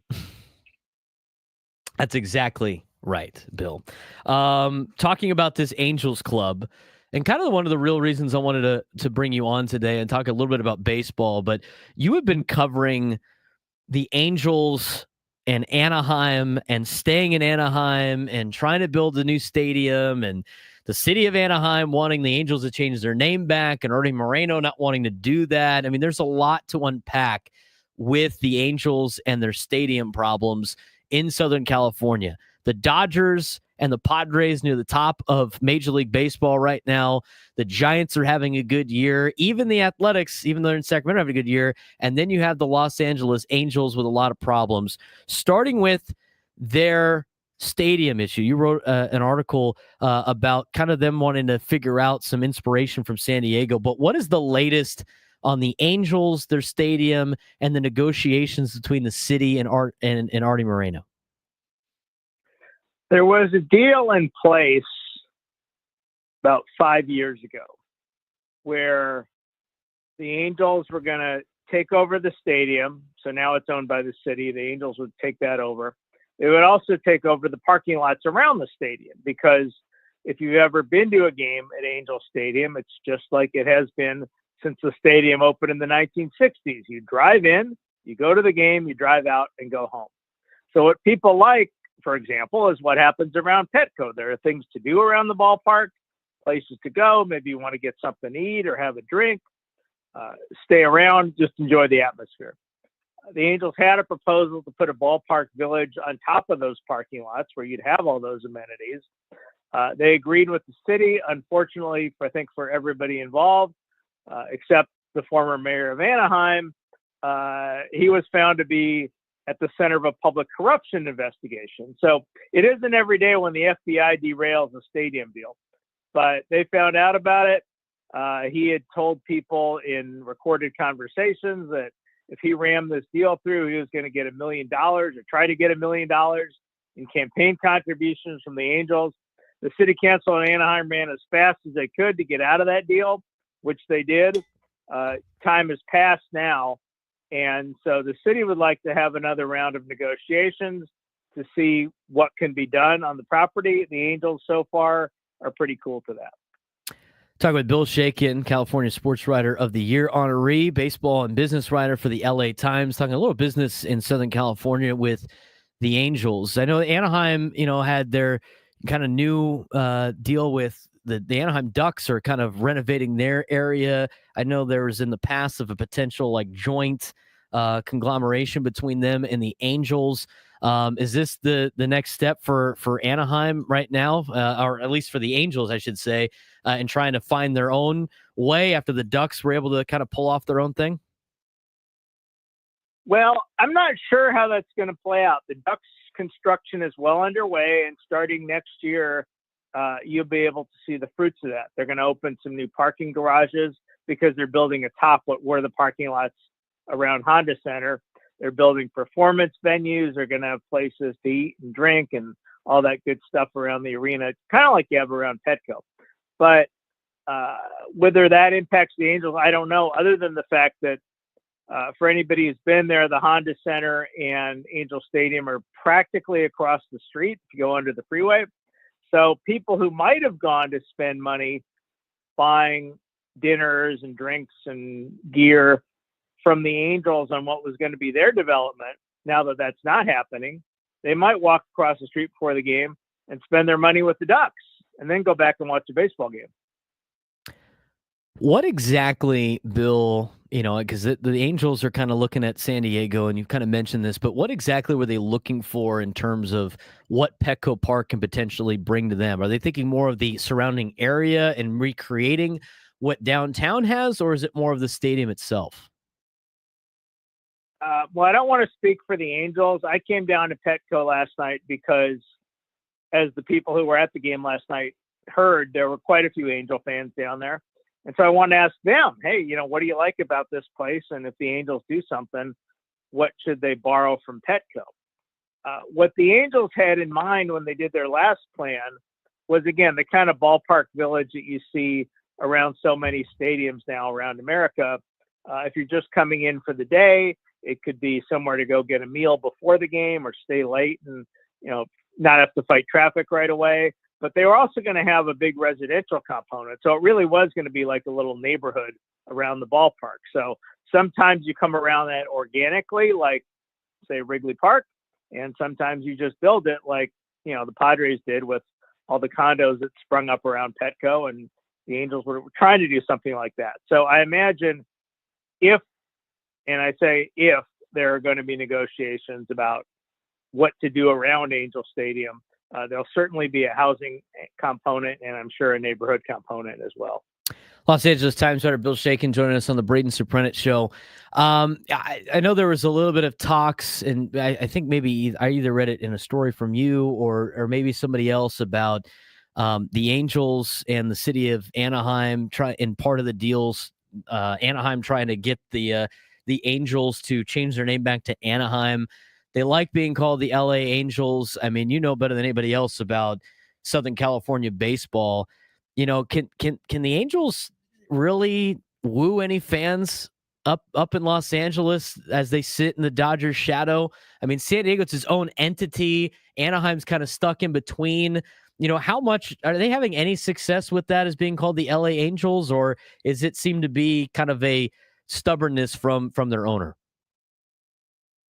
When Artie Moreno changed their name, which is, 20 years ago now, he was pretty clear. He did not expect people in Tarzana to battle rush hour traffic on a Tuesday night to come see the Angels. He did not expect that everybody, in Woodland Hills all of a sudden would start wearing Angel hats.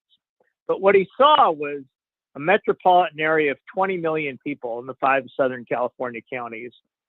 And they call it the television market, but it's LA, Riverside, Ventura, San Bernardino, Orange County. So he thought there's plenty of people here to support two teams. And I think on that score, he's right. And at that point, the Angels were winning every year. That was a decade they, I think, went to the playoffs 6 times in 8 years. So there was certainly room for rooting for a successful team at that point.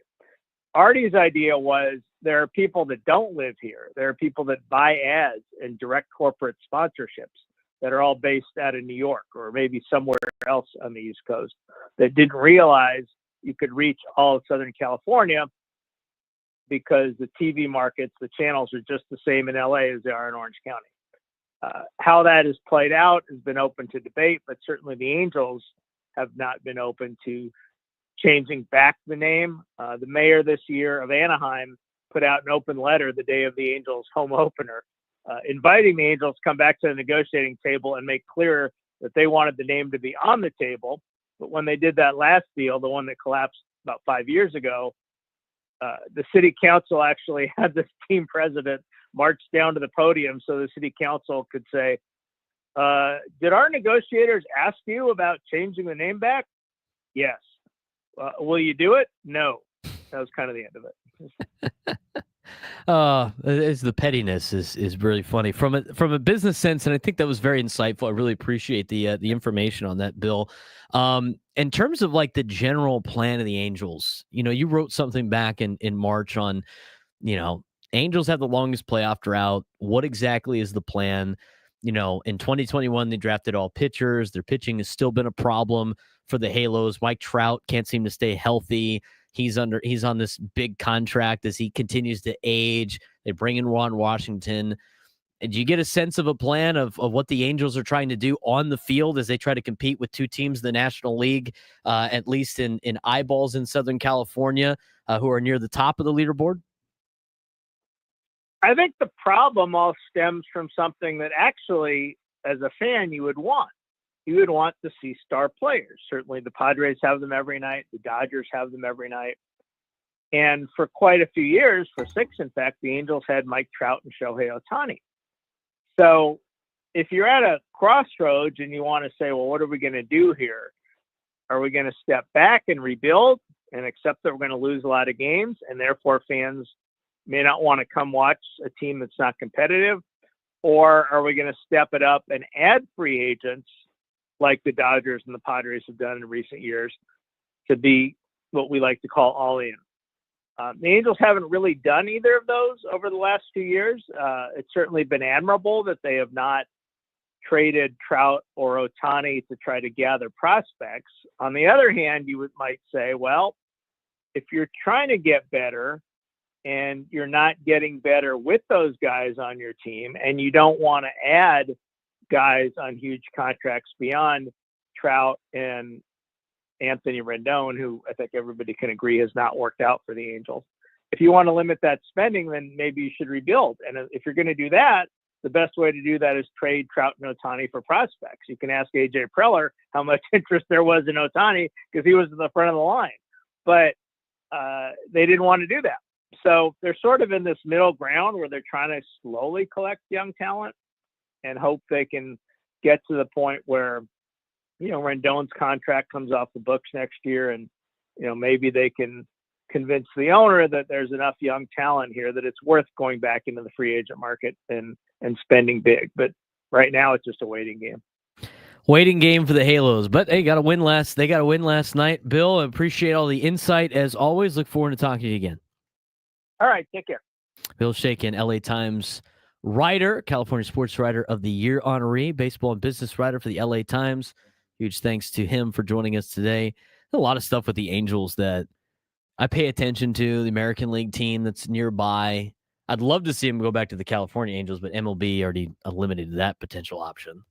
Can't be named after a state anymore. I think it was what was the rules? Like, you can't be named after a state if there's other teams in the state or something like that, unless it's grandfathered in, like the Texas Rangers, Minnesota Twins, I guess.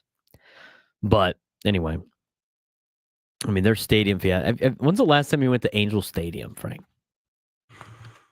Oh, it's been a while. Maybe probably 2014, maybe. It's been a long time. It has been a long time. That's a long time. I mean, it's if you want to remember what it was like to go to Qualcomm, go to Angel Stadium. Yes. It smells like Qualcomm. It's just old. It's old. It's beat up. It's run down. They got the Disney Big Thunder Mountain production in the middle and center field for no reason. It has no vibe to it. And the thing that's interesting to me, and Bill Shaikin kind of laid out the whole idea of the Los Angeles Angels name change 20 years ago, is I don't know if they do it on purpose. And I've mentioned this before, but they don't say the Los Angeles Angels at the ballpark. They just go, your Angels. And that's one of the only teams that just says your Angels.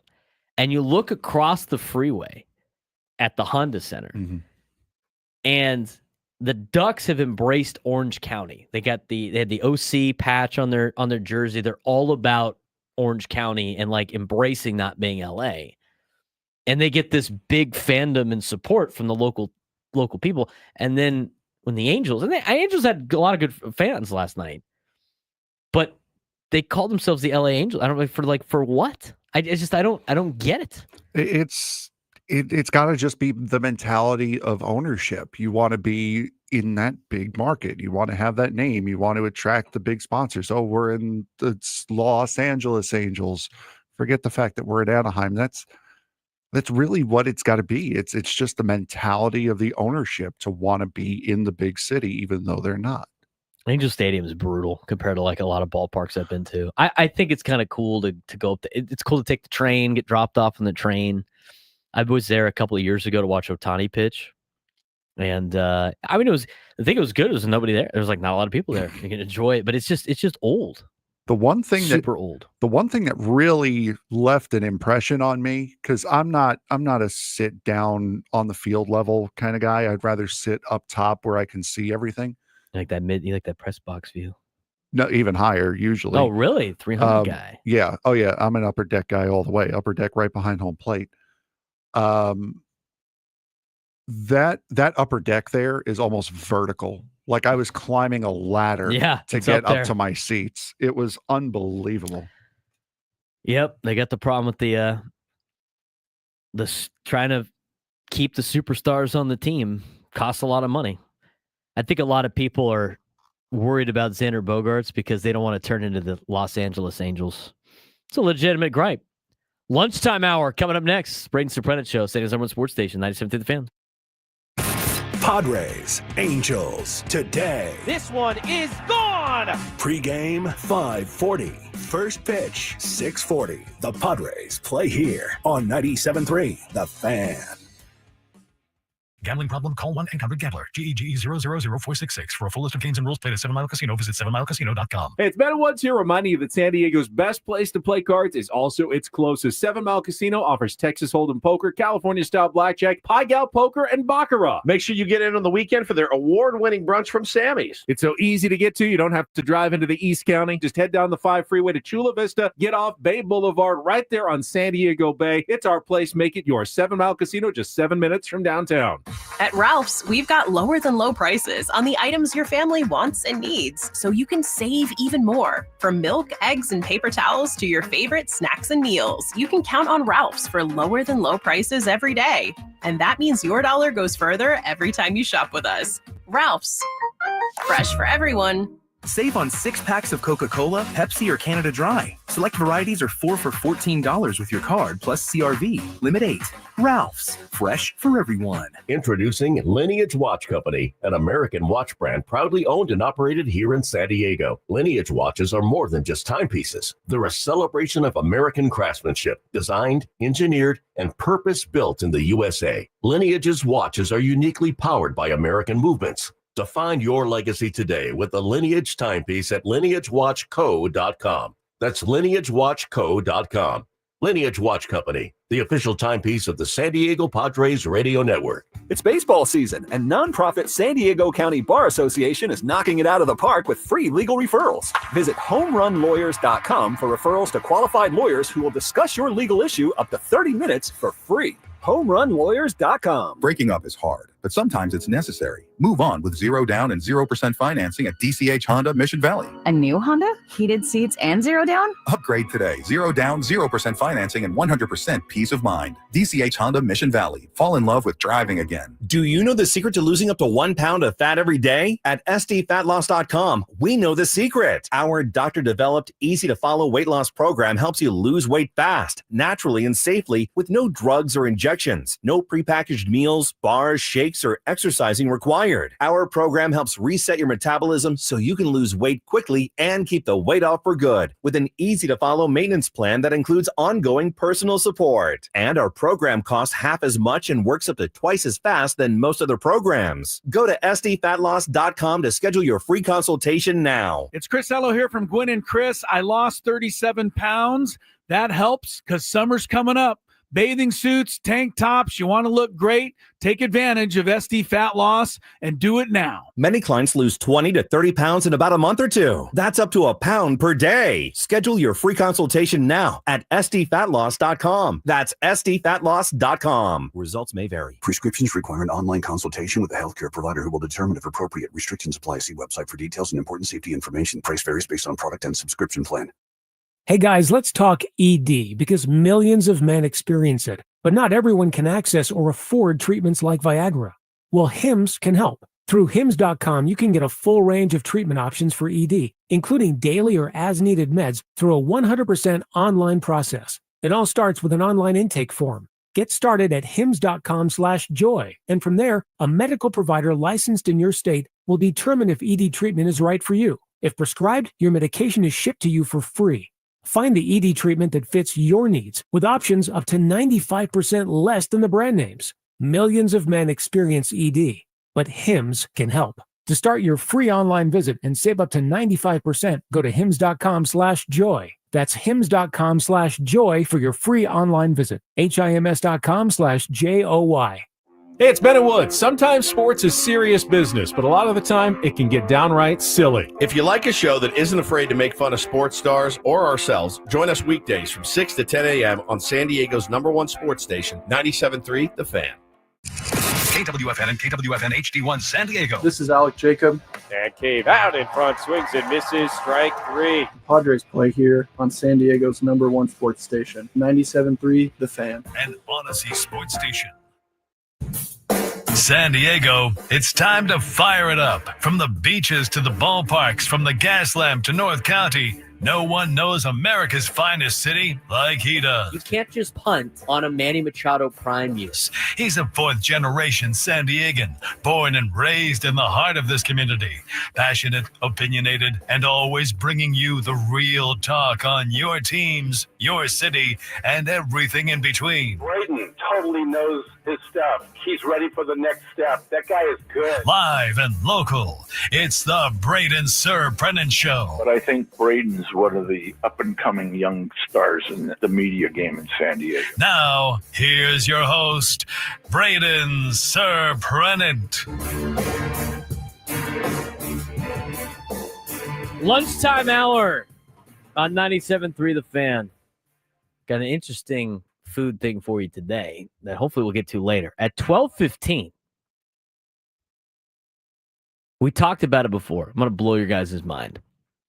I'm going to give you a comparison between two Padres players from the same ages, age 28 to 31, who are generally making the same amount of money, all of their stats being as San Diego Padres. I'm not telling who those players are until tomorrow, but we're going to give you player A, we're going to give you player B, and I'm not going to say anything about it. I'm just going to let you guys decide. And we're going to do a little comparison when we come back in the next segment. There you go. Video's back, guys. But before we do that and get to this food question, we do need to get to today's sports thread. You know that group chat? The one that's always blowing up with the biggest sports takes, debates, and breaking news? You got barbecue back there, and you didn't invite me? Yeah, we've got that too. Welcome to the Sports Thread, where we break down the top 5 stories in sports, just like you would with your crew. Oh, no! Disaster! What a bad idea! No filters, no silence, just real talk. All right, Frank, what do we got today? We have, again, first of all, we are starting first with this. Number 1. But we are starting by adding to the conspiracies. This is where it begins. Once again, we let the conspiracy theories fly as the NBA had a stunner of an NBA draft lottery. It would be a stunner if it would be a stunner if it was the NFL NFL draft draft because lottery. You secretly love the NFL, Frank. Right? Yeah, that's deep down. That's it. Deep down. That is it. The Dallas Mavericks hit on their 1.8% chance on taking home the number 1 overall pick in this year's NBA draft. Analysts and critics alike are outraged that the Mavs get this chance to rebuild handed to them after making one of the most unconscionable trades in the history of sports. The consensus seems to be that 6'9" Cooper Flagg out of Duke will be the number 1 pick next month. Any doubters, you may want to ask Mel Kiper, who's probably still in a tizzy over Shedeur Sanders.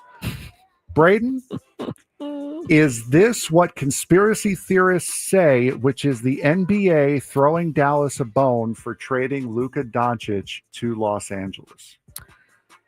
So the conspiracy is that the league, seeing NBA ratings go down, seeing not anybody talking about the NBA to their liking, told the Dallas Mavericks that they have to trade Luka to the Los Angeles Lakers in order to create this contract and bring back players that are on expiring contracts, a veteran, the trade that makes no sense. And all it's going to do is spike up conversation about the league. Twitter through the roof. Everybody's freaking out. Everybody's talking about the NBA. And in return, behind closed doors, the promise was, we will bring you Cooper Flag. 1.8% chance plus 10 from where they were expected to be. Do I believe this to be fact? No, I do not. Do I think it's weirdly coincidental? I would say that. It's a little bit of a head raiser. Like, I don't know if this is like not, because they talked about it yesterday on Gwynn and Chris. And Tony and Chris immediately shot it down. They would never do such a thing. That's such a conspiracy. I'm more like, it's on timing. I'm listening. I think it's very odd that you have arguably one of the worst trades ever in the middle of the season, and the team that was the dumbest team, and Nico's the dumbest GM ever, and we've said that on the show and everything like that, gets rewarded with the number 1 pick in the lottery. 1.8% chance of that happening. It's a little sus. It's a little sus. It's like, that's a little sus. I don't know. I cannot neither confirm nor deny that it's fact, but I will say I am listening. Scraby, we've trademarked this conversation, so if you want to use it on Thursday, you got to contact us here. I sent this thing to Scraby. It's we don't know. There's no facts to it. It's just this conspiracy. It's fantastic. It's really great. is. I mean, you can find, like, I sent it to him. He's like, I can't find the article on it. So everybody listening right now, this is not fact. This is just what somebody is saying. Of course. Laying it out. And it's like, what is that from? It's Always Sunny? Freaking out. Let it go. League sources say NBA officials began nudging conversations between Dallas and LA as early as February of 2024. At the time, the Mavericks were mediocre. Luka was visibly frustrated. The front office feared future trade demand. Anyway, Lakers desperate not just for wins, for marketable hope. It was for the market. Behind closed doors, the package was crafted. It didn't make sense on paper, but the call from the top, make it happen. Luka to LA, the return, future picks, expiring deals, a young prospect or two, nothing that screamed fair value for a generational MVP talent. The deal was met with outrage across X, formerly Twitter. But just like that, ratings shot up, jersey sales surged, and the NBA Twitter caught fire like it hadn't since the bubble. But here's the kicker. According to 2 insiders close to the Mavericks front office, Dallas didn't make that trade blindly. In private conversations, the NBA allegedly, quote, assured them they'd be taken care of. One name, Cooper Flag. The promise of a flag. I wish. That is chef's kiss. That is the phenomenal written explanation. None of that is probably true. I just think it's fun. And guess what? It's working. We're talking about the NBA. It is absolutely wonderful. Like I said before, do I believe it? No. But you know what? If I could raise one eyebrow successfully and not look like a dork, I would do it. I am listening. I am listening. What's number 2? Number 2. Once again, the NFL makes me hate them oh so much. Oh so often. Because the NFL is the only sport that ESPN cares about. They have a special on ESPN2 tomorrow at 5 p.m. for, wait for it, the release of the 2025 schedules. Braden, when was the last time you saw Major League Baseball have an MLB Network special releasing the schedules? Did they do that last year? No, they did not. No, they just put it out in the middle of the summer, usually in like July. They're like, hey, look, next year's schedule's out. Exactly. The problem with this big event is that most of the games have already been leaked. We already know who's playing on opening night. We already know who's playing on Christmas. We already know who's playing on Thanksgiving. And as of this morning, we now know who's playing in the international games. I hate this league so much. Why are we going through this song and dance for you to tell me that Jacksonville is going to play Indianapolis in week 14 in a game and time slot that the players' mothers won't even watch, and it'll be blacked out because not enough people bought tickets. Why are we doing this? Just put the schedules out. You don't need an event on ESPN2. Stop. Just be normal. Be a normal league. That's why the NFL is king, Frank. Because they do these things. They get people to care about this stuff. You already know who you're playing. You already know your home opponents. You already know your away opponents. But here's the deal, Frank. The NFL. A lot of fans do the sports trips, dude. They want to know what weekends that they're flying to certain places. I, for one. I know the home and away opponents for the Padres next year. Does that mean that do we need to have the whole big to-do about the schedule release? You do, because you know, here it is. You just hate television. You know people are going to watch it. People are going to watch it. I'm telling you right now, if the Chargers were still here. Then put it on NFL Network. If the Chargers were still here, we would be just dialed into that conversation. We would be just, I can't wait to be on. It's embarrassing. People watch. They can't get enough. They just think they do a great job of making their thing this big marketable thing. They make it big. They make every market big. It's just the NFL. It's all big. It's all here. They make everything big and important. Maybe Major League Baseball should try to do that. And it's always in your face. It's always there. And that is my biggest problem with the NFL is how can I miss you if you won't go the bleep away? And who has been at the top for the last 25, 30 years? Because that's all anyone talks about. Why? Because they shove it down your throats all the time. I'm telling you, dude, it's working. It's ridiculous. It's working. It's just because it's working doesn't mean it should be done. I wonder why wonder why Major League Baseball cut its contract with ESPN. This is what I'm doing, just like this. Yeah, I know you are. That's why we're doing this. That's why we're doing this. Number 3. I'm waiting for the Cowboys to figure out if they're going to play the Packers the same weekend of the TCU game so I can go out there at home. Fantastic. And take in 2 games. Fantastic. Back to a topic that'll help me keep my sanity is that the New York Knickerbockers now take a 3-1 series lead over the Boston Celtics last night and are a win away from their first Eastern Conference final since 2000. How are you feeling about that? Fantastic. This game, however, may have cost the Celtics a lot more than just a singular game. Jason Tatum had to be carried off the court with less than 3 minutes left in the game with what appeared to be an Achilles injury. Tatum was trying to reach for a loose ball when he took his initial step and went down. An MRI is scheduled for Tatum in the very near future. Braden, if this is the end of Tatum's series, could this be the end of Boston's season? I think it is the end of Boston's season.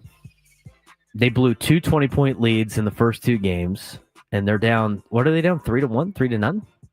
They're down 3-1. 3-1. Ironically, the last time the Knicks went to the conference final, they played the Indiana Pacers, who are also up 3-1 in their series. I think this is the end of the Boston Celtics season. I think losing 2 20-point games back-to-back, blowing huge leads, does a number on a team. And then you lose arguably one of your best players for the season in the same series. If the Knicks don't win, it's going to be an epic collapse. But I think they're going to win. Absolutely. They've looked better in the second half of all their games. No, they absolutely have. And Brutus in the chat, I cannot watch the schedule release with you. I will be taking my goldfish to the dentist that day, I'm sure. Number 4. Reports are coming out of Los Angeles to suggest that the LA Kings have found their replacement for former GM Rob Blake. Former Detroit Red Wings executive Ken Holland is rumored to be the man to replace Blake, with an announcement expected to be coming later in the week. Holland was inducted into the NHL Hall of Fame as an executive in 2020 after his part in helping Hockey Town claim 4 Stanley Cups between 1997 and 2019. Holland had spent the last few years in Edmonton building the Oilers into the powerhouse they are now. If made official, could this move get the Kings past the first round and past those pesky Edmonton Oilers? I'm going to say yes. I think it can.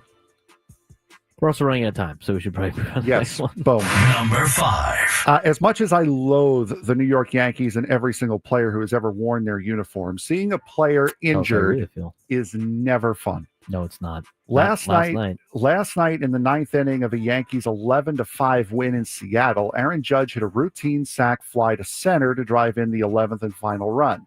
Oswaldo Cabrera comes running in from third base, but runs past home and does an awkward kind of half slide to get back to the plate, turning his body in an odd way. Unfortunately, his left ankle did not get the memo as he turned backwards and it folded under him. Cabrera at least had the presence of mind to touch home plate with his ankle pointing in a direction that ankles are not naturally supposed to be pointing meant in. to point. He was taken off the field by ambulance and is likely to be out for quite a while. Braden, we say we hate these players on certain teams, but injuries to any player on your own team or on a rival team, never fun to see. It's not great, no. And hopefully the best recovery for Cabrera. I mean, that's a scary situation. Both training staffs were on it very fast. So, good on them. But it's a downside of sports, man. I'm going 100 miles an hour all the time, and injuries happen. And that was a tough one to see last night. Absolutely was. All the best to him. When we come back, a player comparison. I like both these players. I'm not telling you to pick one or the other, but I am saying we're just going to compare. Taking two Padres during their Padre careers from their ages 28 to 31 seasons, and I'm just going to show you the numbers. Tell me what you think. I will tell you who those players are tomorrow. Maybe you can figure it out on your own. We'll have the discussion. Player A, player B. You only get to keep one on your team. Braden Surprenant Show. 97 through the Fan.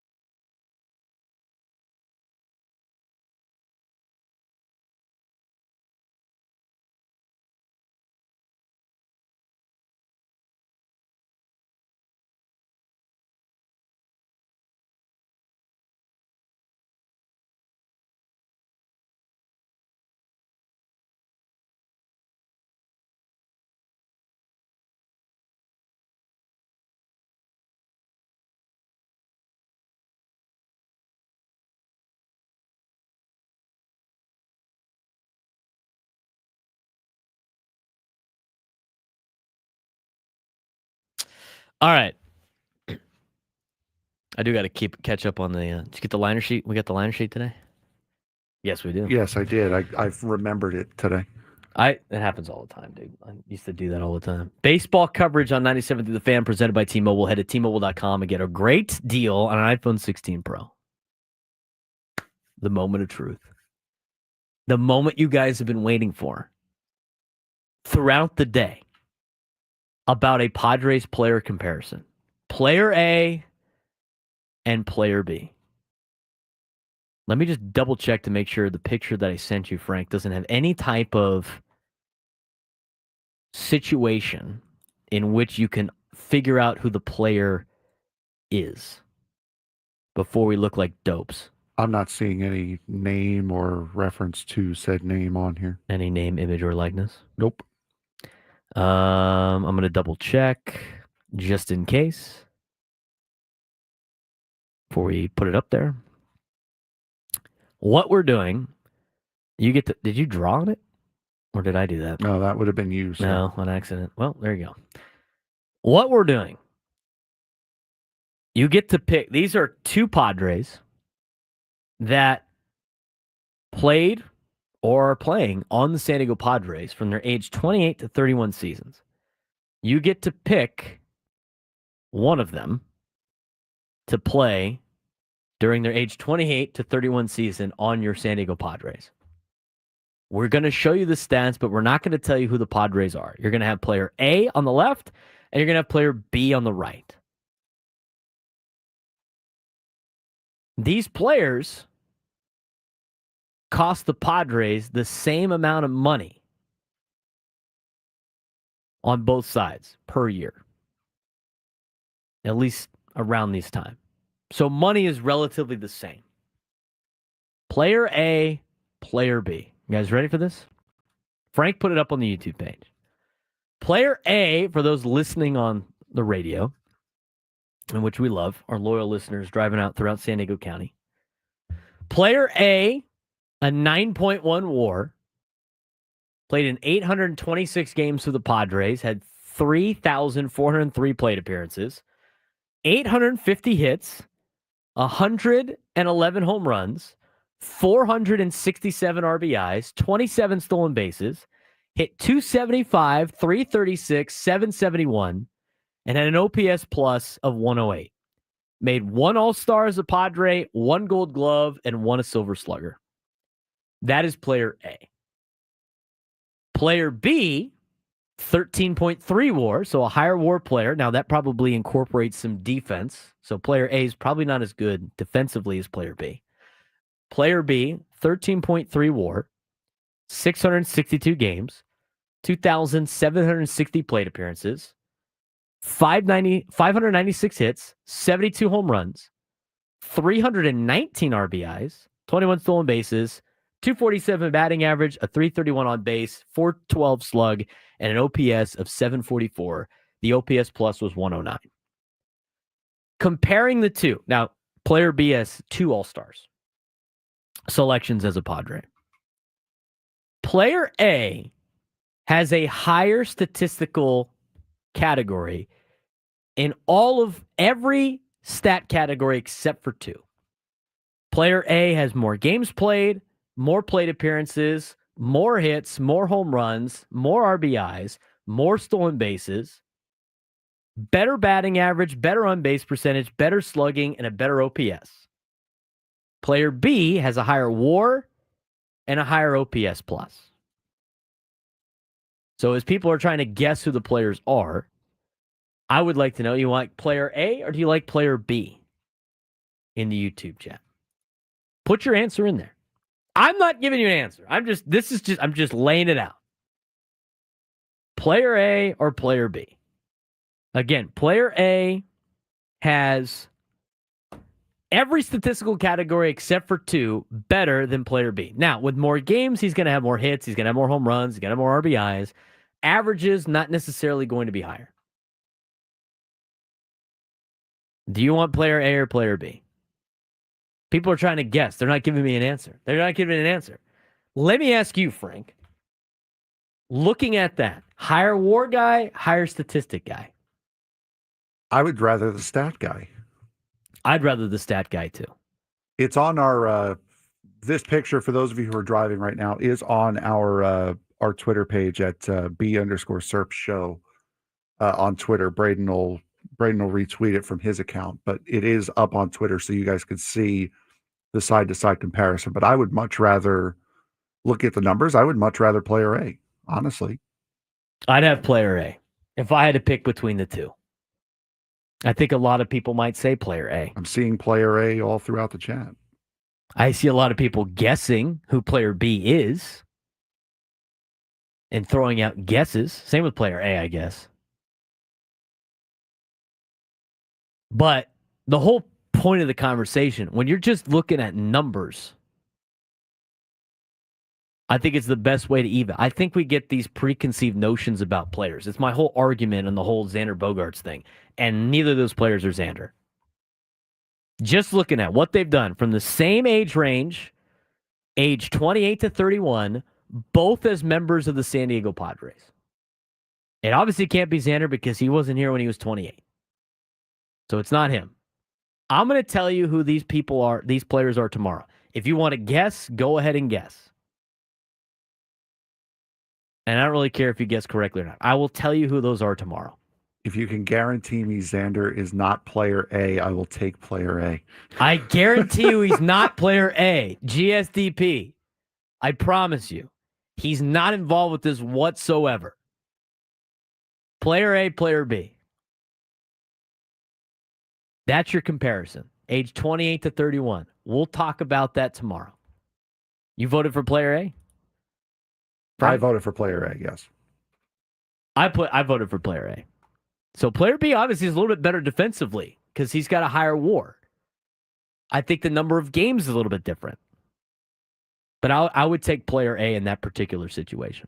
All things equal in terms of how much you're paying and everything else. Those saturated fats, those are the only years that they both played for the Padres. That's why the age range is 28 to 31. If you want me to include player A's stats with another team, maybe, or player B's stats with another team, we could do that. But the negotiation I had with my friends last night about this particular topic was I only care about what he does in a Padres uniform. So in terms of them playing as Padres, those are the ages that they were both Padres. Not at the same time, but those are the ages that they were both Padres. That's why it's ages 28 to 31. Which also, by the way, does that not, Frank, coincide with a player's prime? It's like the very back end of a player's prime. Yeah, very back end. I would say 26 probably starts it. You could include the 26 and 27-year-old spot if you would like to. But those are the two comparisons. Again, stop guessing. Prolific goes, if it's this player, it better not be. I'm going to lose my mind. I need an answer, dude. It's either A or B. It's not, if it's this person, I'm taking B. If it's this person, I'm taking player A. I need an answer, Prolific. He's one of my loyal listeners that's always on the beat. Answer. You guys can, I'm not going to admit who these guys are until tomorrow. And nor will I acknowledge anybody in the chat saying anybody's name. Do it at the same time tomorrow, I think. 12:15 tomorrow? Yep. Yeah, we don't have a day game tomorrow. Works for me. I like it. These guys are going to try to find out who it is. Player A or player B? Is this cruel and unusual punishment to the chat today? No, it's not. Just asking a question. I'm just asking a question. Player A or player B? The mustache has gone to your head. You know what, Cole? Maybe a little bit. Maybe a little bit. I get a lot of compliments on the mustache, all from dudes. All from dudes. Most women in my life, or girls that I know, usually go, what the bleep is on your face? Every dude's like, that's the coolest thing ever. It's a great mustache. I have only gotten two, and really one. I have gotten one positive endorsement from a female on the mustache. She thought it looked good for me. I said thank you. That's excluding your mother, right? No, my mom hates it. Oh, well, there you go. She hates it. Absolutely. Sister hates it. Mom hates it. Whatever. USD's baseball team loves it. AJ Cassaville yesterday loved the mustache. We had a little bit of this conversation. Yeah, So I had Cassaville had a one time positive with that. comment. One positive comment from a female and a half. Last night, my guy Ryan, who runs the Sommelier, he asked one of the girls on our team, on my team, about the mustache.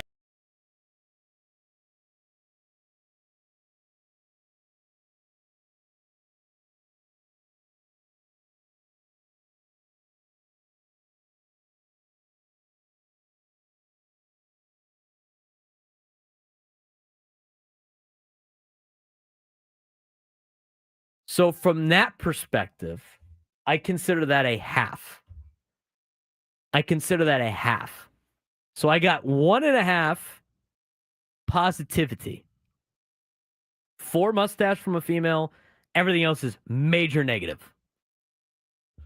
What do you think? You like the mustache? It's all right. I'm not married to it. I could delete it tomorrow. Shave it. I mean, I don't care. Yeah, I don't care what you do with your face. That's right. Well, sorry about that. The YouTube the YouTube audio went out. The computer had an issue. as mentioned before, for the people that missed it, we have one positive comment from a female, thinks the mustache looks good on me. The other one was a half. If I get rid of the scruff and just the mustache, it's solid. It might play. Everybody else says it sucks, except for dudes. Dudes love the facial hair, and I think it's like is it an active passage, a rite of passage for men to be able to grow facial hair? Like they love the facial hair, because I've seen a dude at the Sportsplex. He's got like the Raleigh fingers looking thing. I think it looks sick. Would that look cool on me? Probably not. But I just don't shave because I'm lazy. That's really that kind it. of It's led to not- this a little bit. It kind of led to this a little bit. So, and I'll get a lot of inspiration once I start getting that 10-day itch under my chin. Then Yeah. I'm just like, I want to cut my entire face off. I'm not liking, like when I was sick last week, this sucked. Yeah. I'm yeah. like cleaning snot out of my mustache. Yeah. It's disgusting. It's fun when it dries up and you're pulling out of like That's just- hair. It's great, isn't it? Yeah. Johnny goes, grow a beard, be a man. I don't want to grow a beard. I don't look good with a beard. The scruff is fine, and I this is what happened. I was going to a Padres game. I didn't like the scruff all over the place, and so I shaved. And I was like, I wonder what it looks like with just the mustache. But I wanted like that, so I left the mustache, and it was all right. And so now it's like, I think my brother looks good with the Daniel Day-Lewis look of the scruff with the mustache, and There Will Be Blood. He's got a good look on that, and so mine's kind of as August in the chat said, it's honestly Tombstone. Doc Holliday. Which I can't get it bushy as Wyatt Earp, but I prefer Wyatt Earp over Doc. But yeah, it's kind of, I feel like I would fit in Tombstone. That's kind of the inspiration. You know what else would stink? Getting like pizza sauce and burger grease in that too. It would. We got to get to that. That might be a 1 o'clock hour thing. What's going on with Bill Belichick? Nothing good. Is he going to coach? Is he not going to coach? Is it a disaster? Are we secretly, and I mean me, rooting for disaster just for week 1 for personal reasons? All of those might be true. We'll answer those questions when we come back. Plus, need a contestant for today's Midday Sports Standoff. 833-288-0973.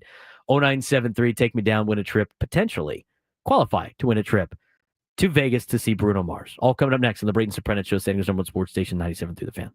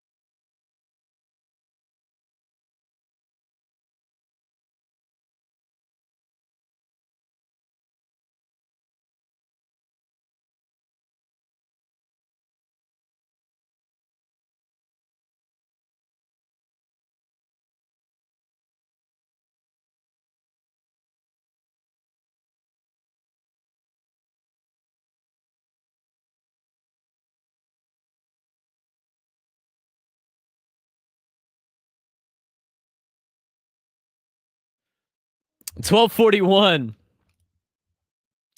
on a Tuesday. Getting you ready for Padres baseball. They try to bounce back after a loss last night. Man, people were upset. People were upset. Equator SoCal Padres pregame show will start at 5:40 with Sam Levitt. What were you saying? I think we quelled that a little bit, though. I think we did a good job of what's- quelling the rage today.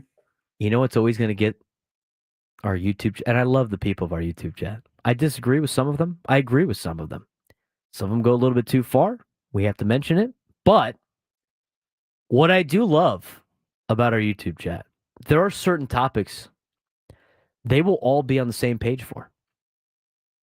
That's very rare. I mean, you couldn't get enough people in this country or in the world in general to admit that the sun rises in the east and sets in the west. I mean, you couldn't even pull that off.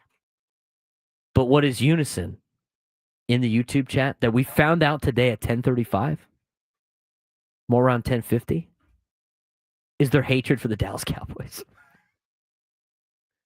There wasn't any supporter at all about the Dallas Cowboys in the chat when I brought it up on the whole, like, nobody cares about the game. Immediately the conversation went like, hate the Cowboys. Especially when I mentioned Jason, the Cowboys fan here in San Diego, who said, why do you root for the Cowboys? Guy from the Bay Area.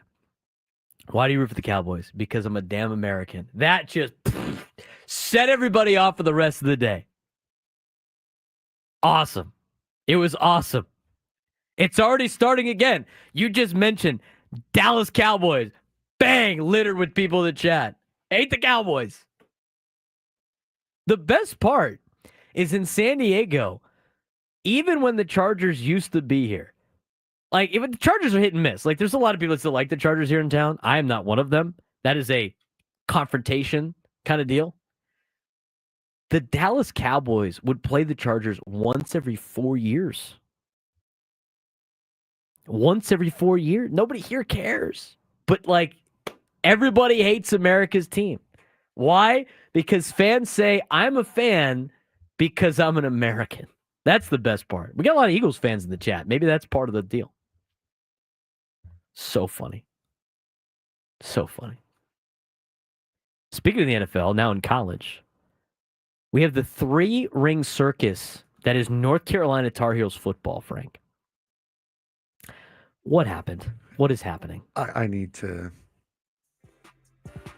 We got to go back to the sports thread music. It's like an extra sports thread here at 12:45. Like I said, before we play the game. Again, if you want to come in and take on the Midday Sports Standoff, 833-288-0973, 833-288-0973. So, nobody has been more on top of the relationship between Bill Belichick and Jordan Hudson than Pablo Torre. And now, when it comes out that the outlook for Belichick's first season as head coach of North Carolina, the Meadowlark media host has now expressed some skepticism that he'll ever even coach a game in North Carolina. On Monday, Torre appeared on the Dominique Foxworth show, and when asked if the situation in Chapel Hill has gotten contentious enough that Belichick might not make UNC's season opener against TCU, the former ESPN reporter and personality did not rule it out. Torre said, quote, I think there's a chance, an absolutely real chance, that he doesn't make it to week 1 with North Carolina.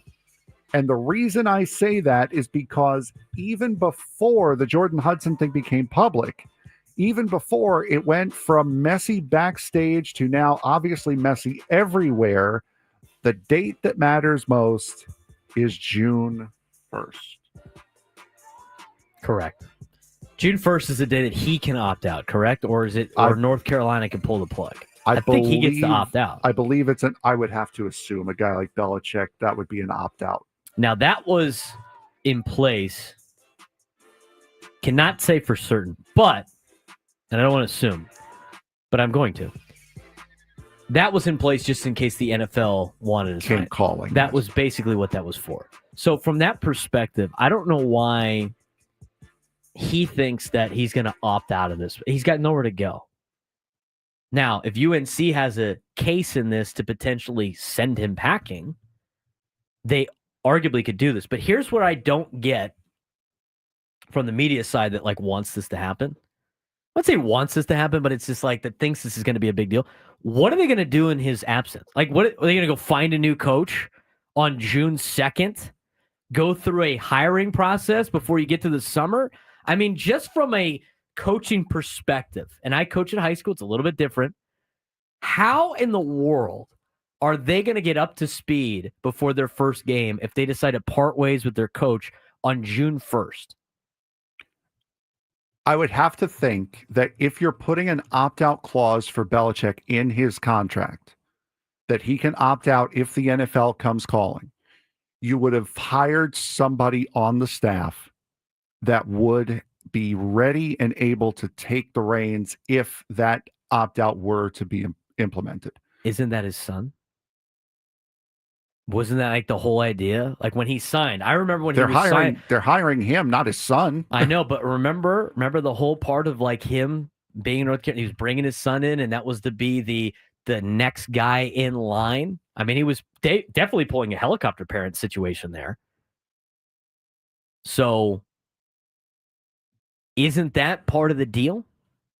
Right, but my point being that they're not going to have to go looking for a guy. He's already there. Because if there would be no reason to hire that guy if that opt-out wasn't there. But because you had to put an opt-out into Belichick's contract if the NFL came calling, you'd have to think that there is some sort of likelihood that the NFL would come calling. So we could lose this guy at a second's notice. We're not going to have time to hire. We're not going to have time to do this. So you hire your head coach and your interim head coach at the same time. I think that's his son. I think his son is the next guy in waiting in North Carolina. Well, then, and they just wanted to have the Bill Belichick splash. So I guess that would be the case.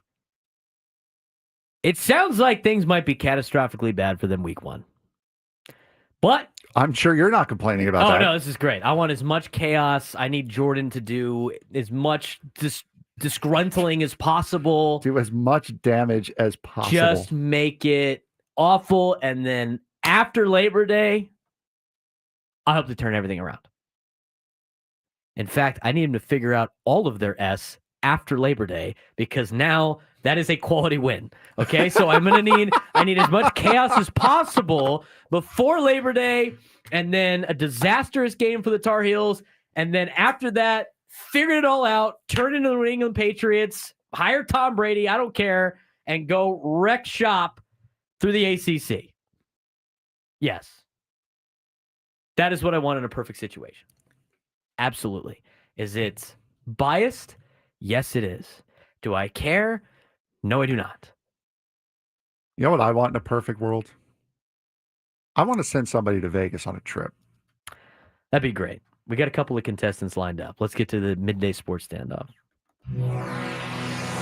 Welcome to Midday Sports Standoff on the Braden Surprenant Show. I can't believe what I'm seeing right now. The ultimate head-to-head battle where sports knowledge and quick thinking collide. That's no good. Are you kidding me, Mr. Contestants will go toe-to-toe with Braden in a sports trivia deal where every correct answer brings them closer to victory. Down the sideline! Wow! Unbelievable! But 3 strikes and it's game over. This is not Detroit, man. This is the Super Bowl. Can you outsmart Braden? The Midday Sports Standoff starts now. All right, we got Jacob in San Diego. Jacob, you're on the Braden Surprenant Show. What's going on, man? Not much. How you doing, Braden? I'm doing well. All what right. do we got for us on the Midday Sports Standoff? Question, Frank. Today, I did a little bit more research this time instead of 5 seconds. There are definitely 6 answers this time.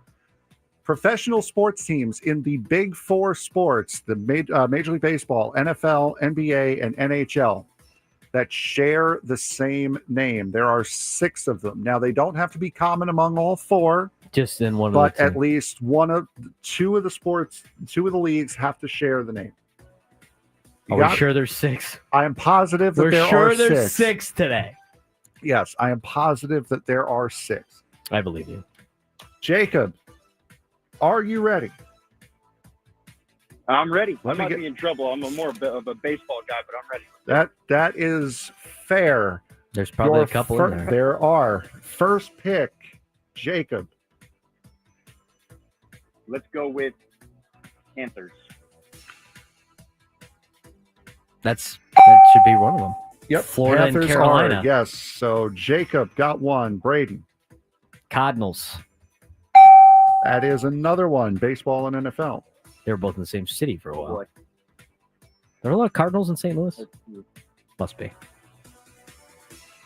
tell you at least 26 of them. Jacob? Hawks. Hawks. He said Hawks. Buccaneers. Both wrong. Both actually. wrong. Is that count as 2 strikes? No, we'll Guys count just it. throwing stuff at the wall, see if it'll stick. We'll count it as one. Braden, go for it. The New York and San Francisco Giants. That would be number 2. So we're halfway through. Jacob. Oh, boy.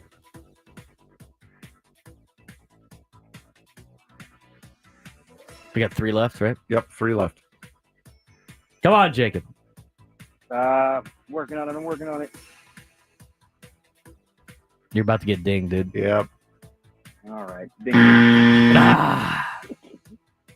There's strike 2 for Jacob. Braden. The Texas and New York Rangers. Very good. All right, Jacob. We got 2 left. You have to get this right. Braden has clinched at least a tie. So you have to get this one right. I cannot come up with anything right now. I'll give you a hint. One of them is in the NBA, and the other one is in the NHL. Both in the same state. Oh, geez.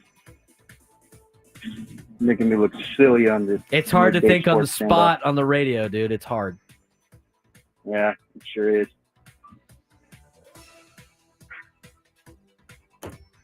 I don't know, but I'm going to have to. Jacob, that would be the Sacramento and LA Kings. Last one we're talking about in the NFL and the NHL, the Winnipeg and New York Jets. Did I get another one? I got both of them right. There we go. A valiant effort, Jacob. See, like the stat ones, all-time leaders and whatever, I'm toast, dude. I suck at those. Team names, jersey colors, all that. Oh, good luck. Good luck to you. I've only sent one person to Vegas in my time here. Maybe it's a you thing. Maybe you're the problem. That's just my big. Just please don't do any more stat ones. Those are just brutal. Anyway, some guy was dogging in and out. What do we think about that? When we come back, Braden Surprenant Show, setting someone sports station 97 through the fan.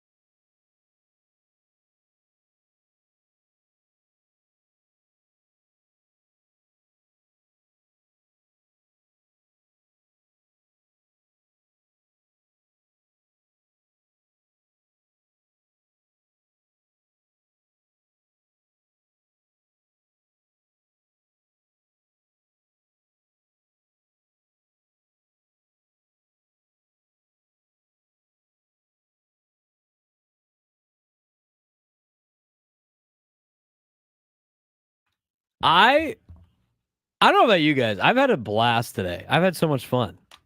I thought today has been a fun show. The YouTube chat was killing me earlier. It's funny now. And I have to say, the one individual I was upset with in the YouTube chat that got everybody all hot and bothered, I appreciated him answering my question in the YouTube chat.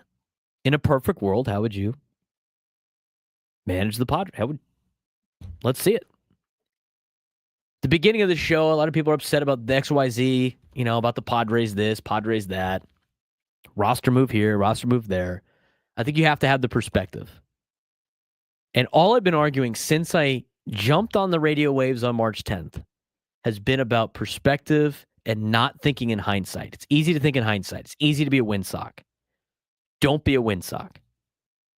Tell me what you are going to be doing right now to fix the Padres if that is the case, if you think they need to be fixed. I don't think they need to be fixed.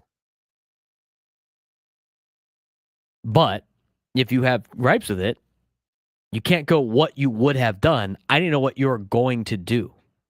Because right now is when decisions are being made. You can't wait a year and just be like, I wouldn't have done that. Well, yeah.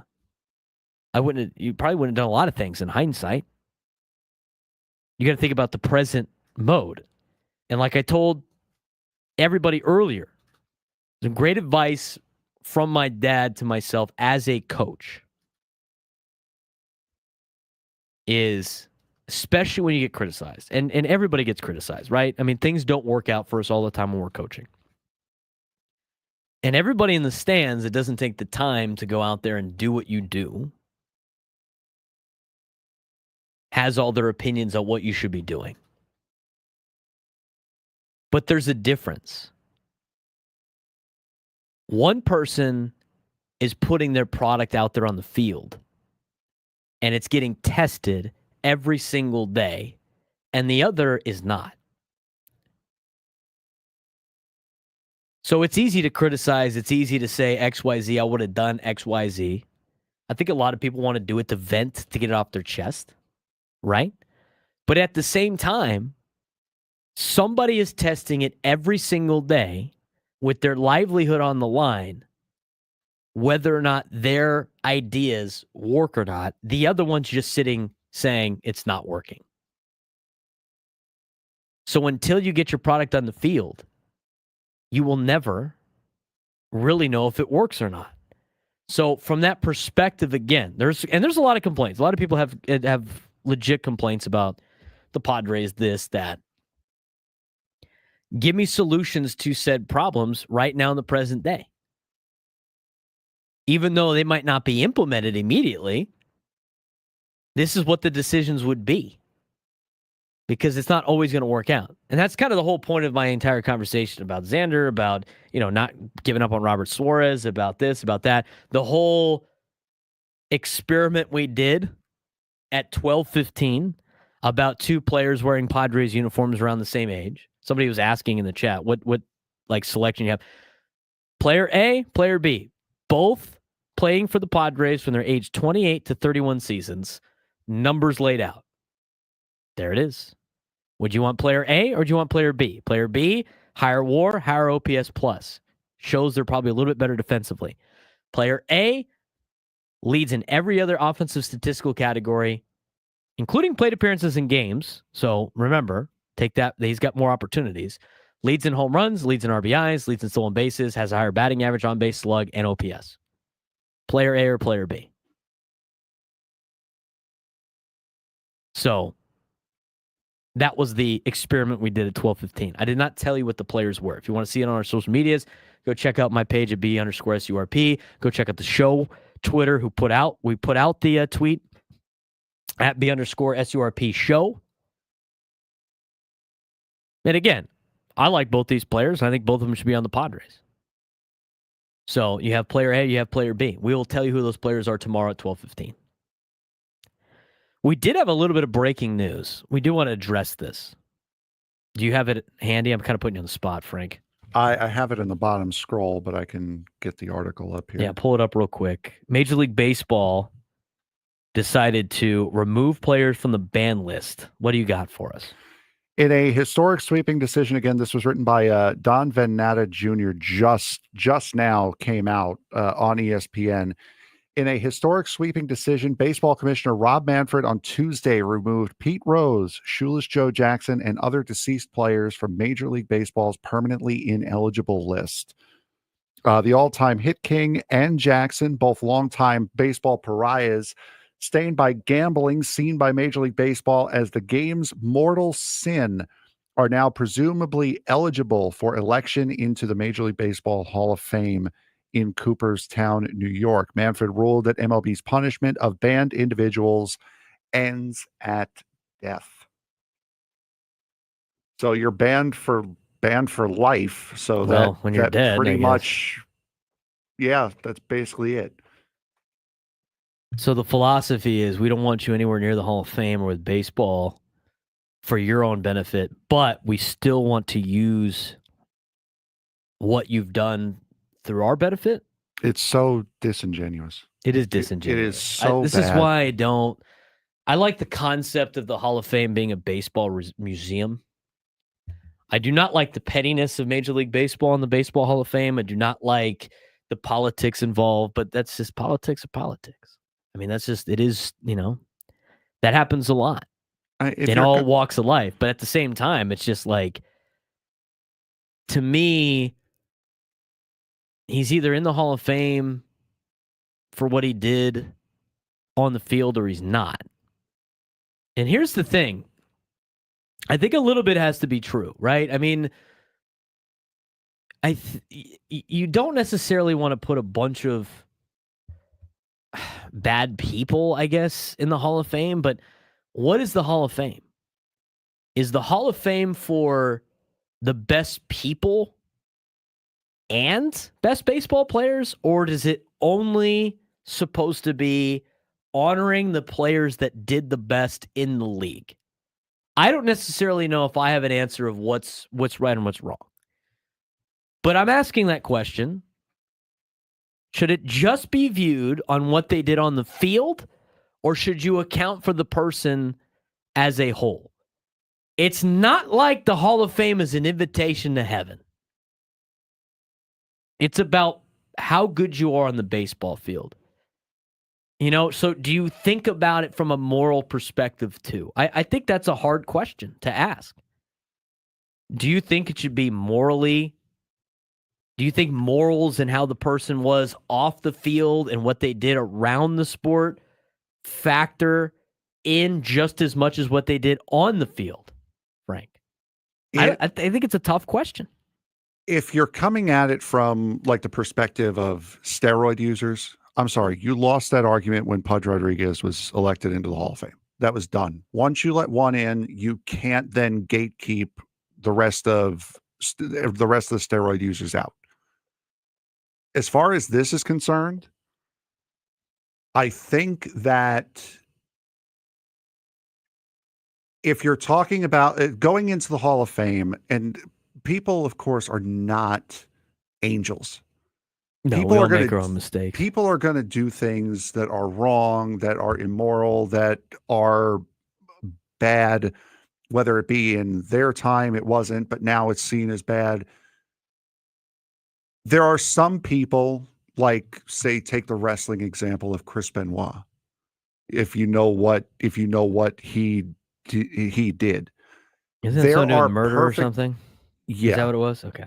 There are people that are more than acceptable of striking them from records, striking them from history. You got caught gambling if you're Pete Rose, or if you're Shoeless Joe Jackson. You got caught gambling, which is something that you now see on ESPN all the time, on CBS all the time, even on our show, on TNT, our talk shows, in between innings of games. You can't sit there and say gambling is a mortal sin of the sport when you promote it in between innings 4 or 5 times a game.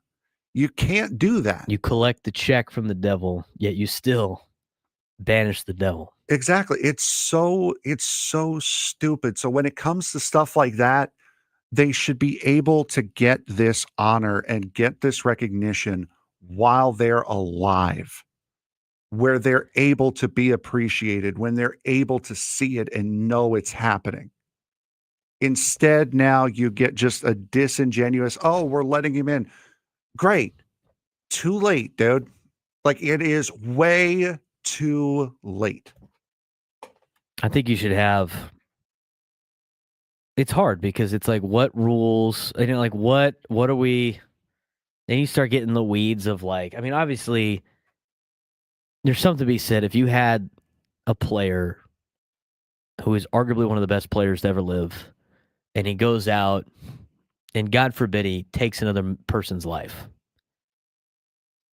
At any point, honoring that person is going to be rough. No, it's like I not going to said- make any sense. But here's the deal. Like, I think everybody's in agreement. Like, that would be kind of ridiculous. Correct? Yeah, there are absolutely 100% cases where, But now okay, you're going we can case- strike this guy from the record. You're going like case by case on individual. Like, it's just you go into the weeds, right? So it's like it's different. So to me, it's like I feel like you have to have the Hall of Fame needs to be about. Again, it's a museum, right? It tells the history. And regardless if it's good history or bad history, it's still history. And so, to me, I feel like the Hall of Fame needs to have the players that are in based on what they've done on the field. But that being said, if it's a history about those individuals, it should have everything about those individuals.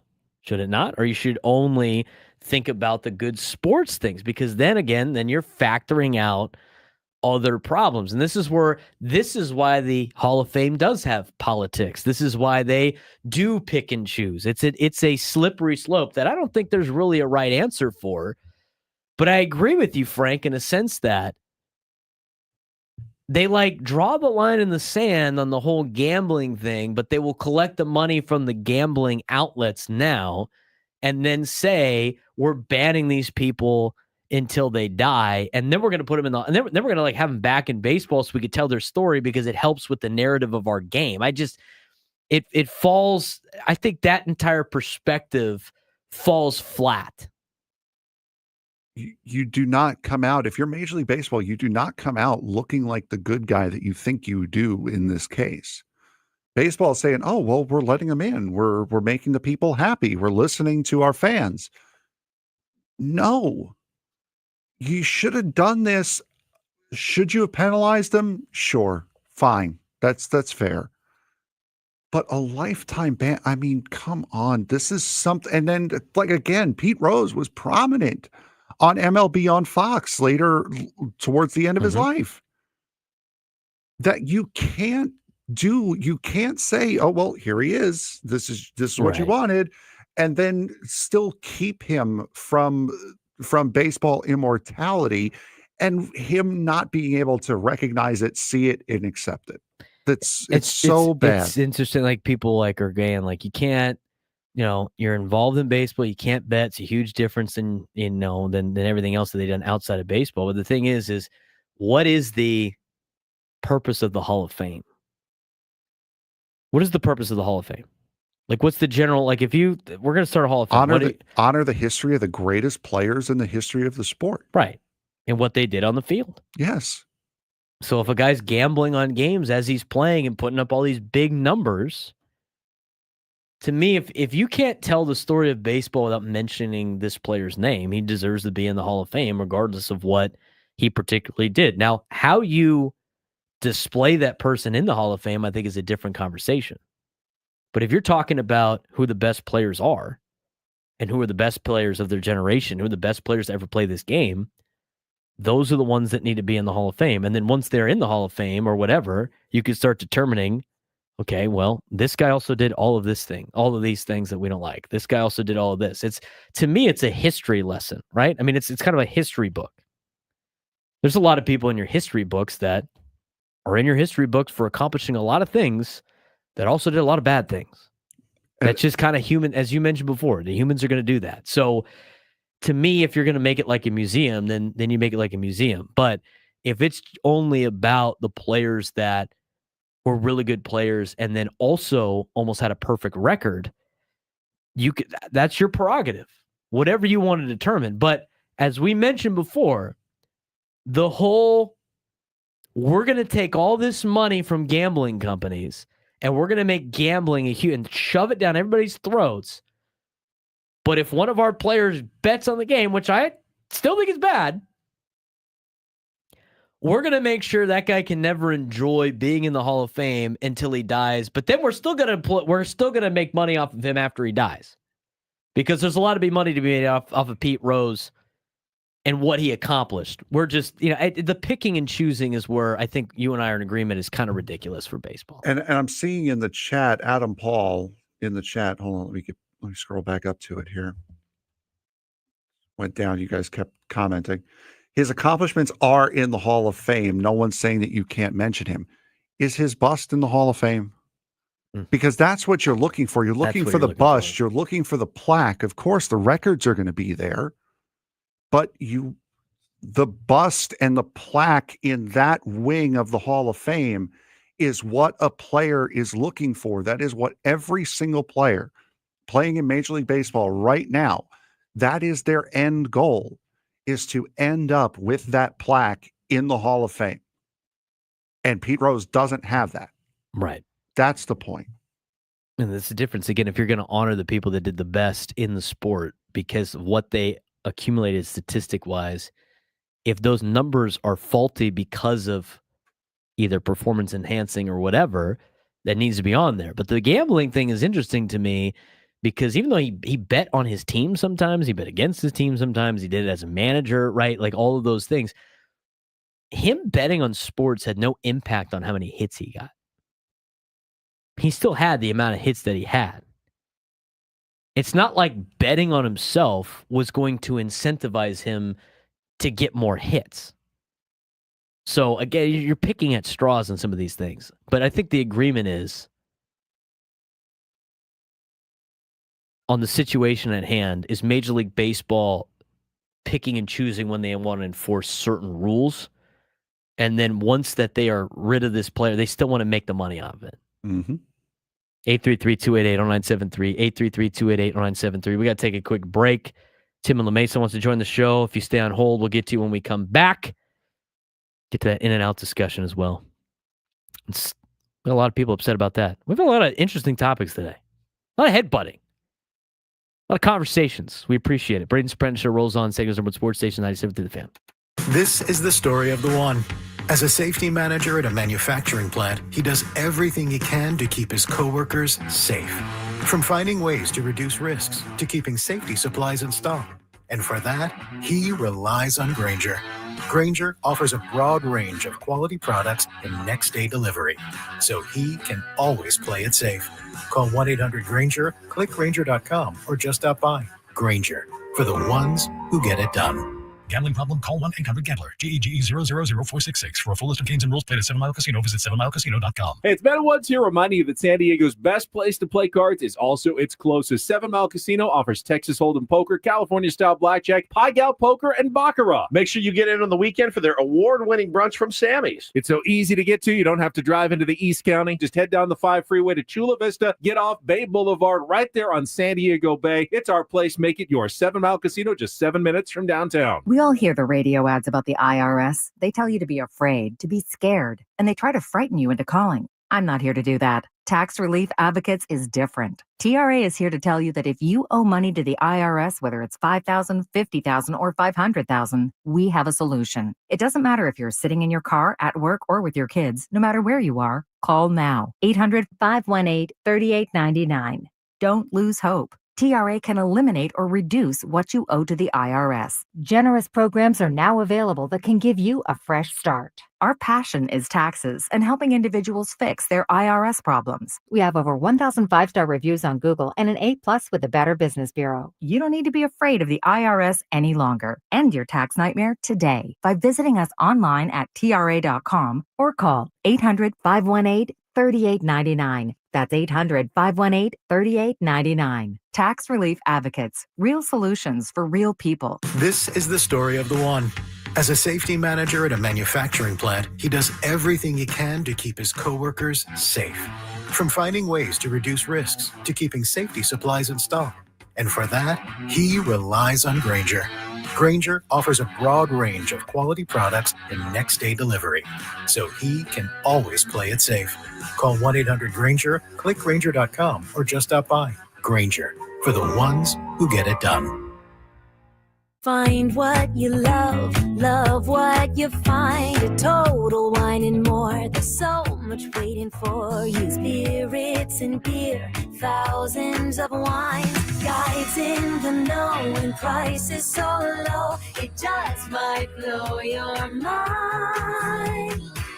You're gonna find what you love and love what you find. With curbside pickup and delivery available, you'll always find what you love, only at Total Wine and More. Drink responsibly, B21.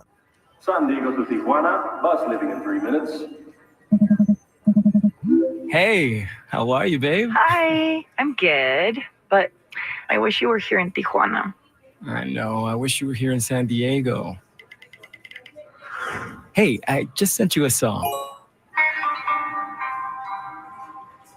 I love it, but it made me miss you even more. Next stop, Tijuana Central Bus Terminal. Hey, go outside. Wait, why? What? What are you doing here? Surprise. With AT&T, use your plan in Mexico like in the 619. 2 countries, 1 network. Only with AT&T. Available for U.S. customers. Requires eligible plan. Additional speed, coverage, and other restrictions apply. Visit att.com/one network for details.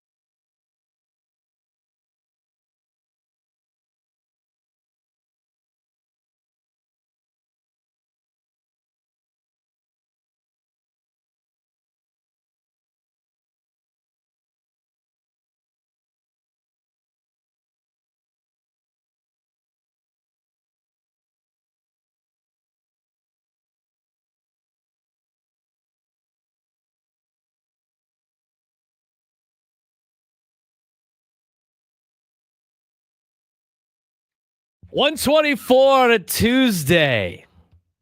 I can't believe the how fast today's show has gone. I've had a blast today. I hope you guys had as much fun as I did. I have had so much fun on the show, talking sports with you. A lot of controversy topics today on the Braden Surprenant show. How much of this, though, Frank, did we have planned? Very small amount. I think we had like maybe 2 segments go as planned today. That good news, though, Frank. That's good. We can use it tomorrow. Exactly. We can use it tomorrow. I can't wait for 12:15 tomorrow. We can't necessarily use all the last night's results tomorrow, but hey, you know. I can't wait for 12:15 tomorrow. Are you excited? Are you excited for 12:15 I am tomorrow? very excited for 12:15. I can't believe people haven't guessed the names yet. Some people will. I guarantee you tonight, somebody will guess the names of our player comparison. The blind resumes. My buddy texted me. He's like, you just love blind resumes. And my other friend who was not listening to the show, Frank, said, what, is he trying to compare that TCU deserves the host over UC Irvine in college baseball? No, I'm not. But when given a blind resume, did I happen to pick the Frogs not knowing in the metrics? I did, and I got called biased for that. I didn't know anything about it. Some of you guys making the picks, man. It's gonna be mouth-dropping, earth-shattering, mind-blowing for you tomorrow, 12:15. You must stay tuned. I think people want to weigh in on this Hall of Fame thing, Frank. I think so I'm not too. married to it, dude. I am not a huge Hall of Fame guy. There are people that are Hall of Fame. I think the older you get, the more Hall of Fame level you are. Are you into the Hall of Fame? Do you care? I don't really care. I mean, it's nice to see some of the players that go in. It's a little unsettling now that players that I grew up watching are now getting in, which makes me feel old. But other than that, I'm not like, there's people that are super into it. I'm not that into the Hall of Fame. Like, especially when guys like, Scott Rowland, great player, not a Hall of Famer. I can make an argument that Kurt Warner doesn't deserve to be in the NFL Hall of or the Pro Football Hall of Fame. Mike Messina, again, great player. Really? I don't think I'm not that into it. Okay?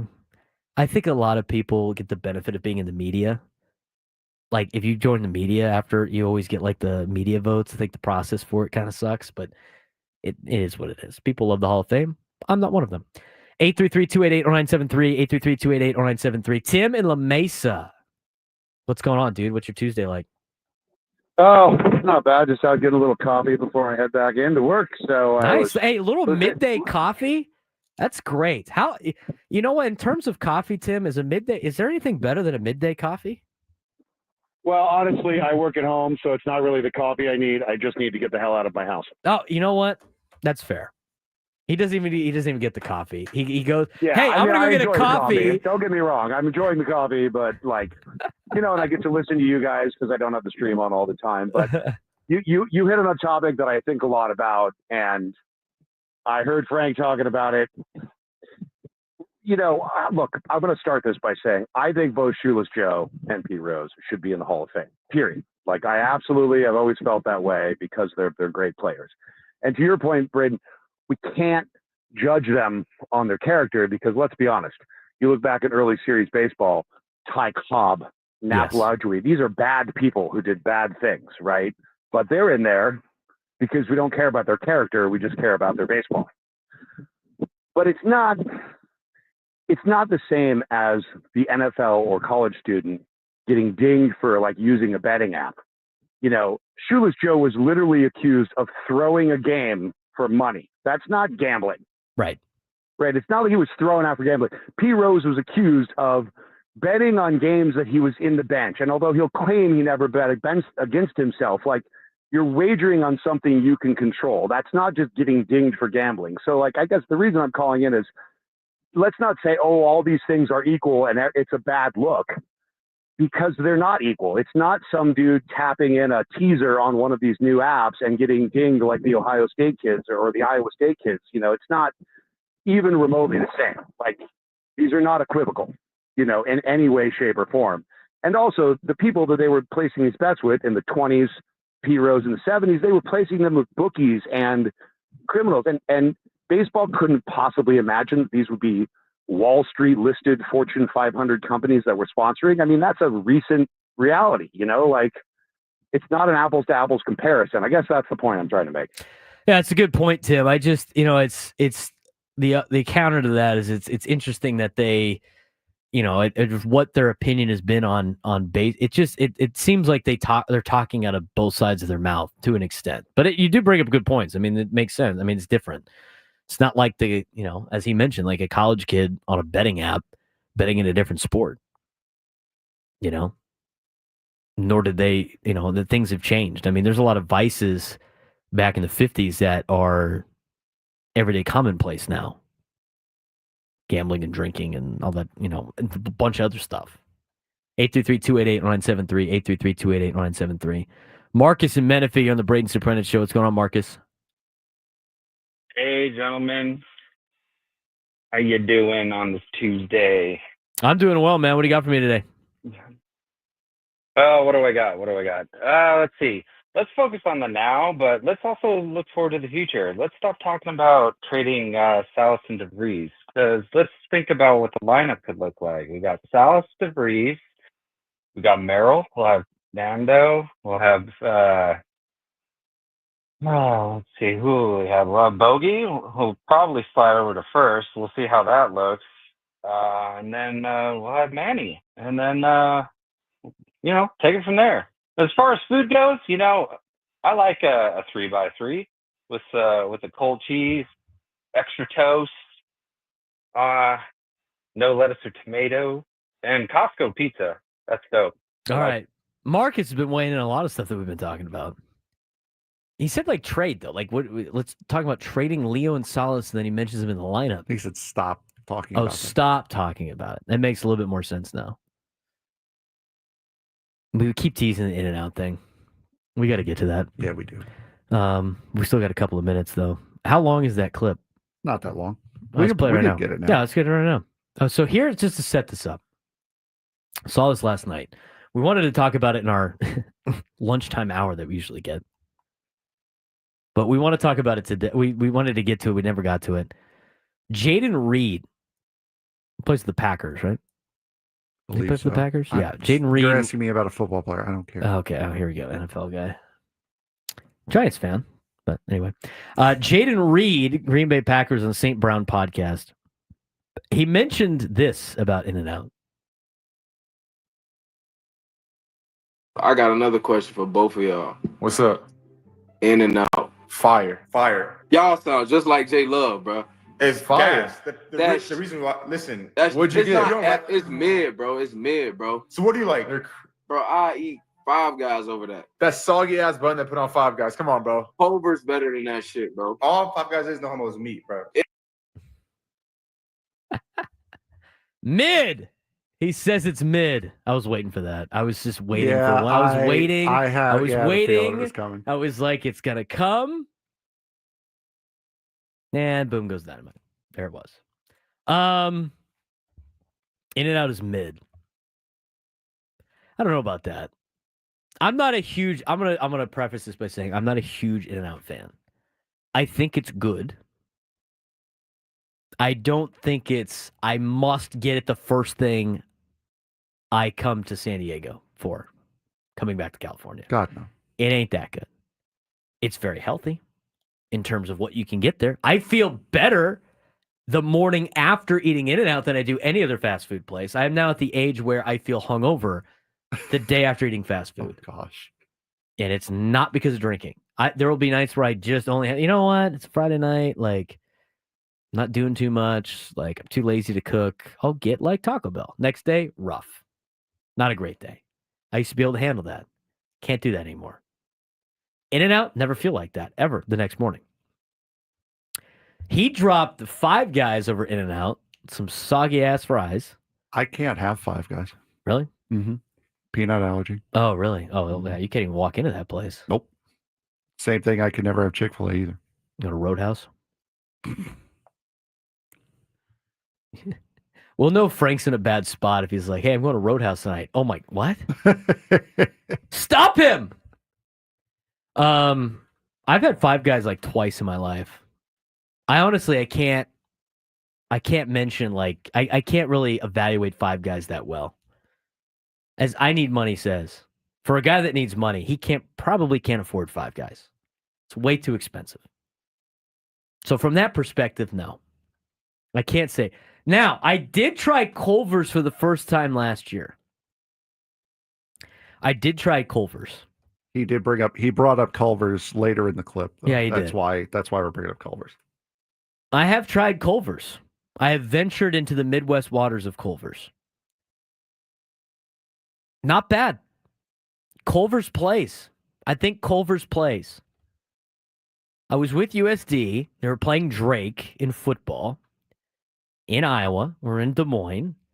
And where we were staying, there wasn't a lot available around the hotel, but there was a Culver's. And I was like, I got to try this. The burger was okay. The butter burger, whatever the heck it is. Bun's fine. Fries were okay.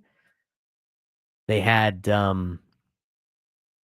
what did they have? They had something else on the side that wasn't fries, and I can't remember what they were.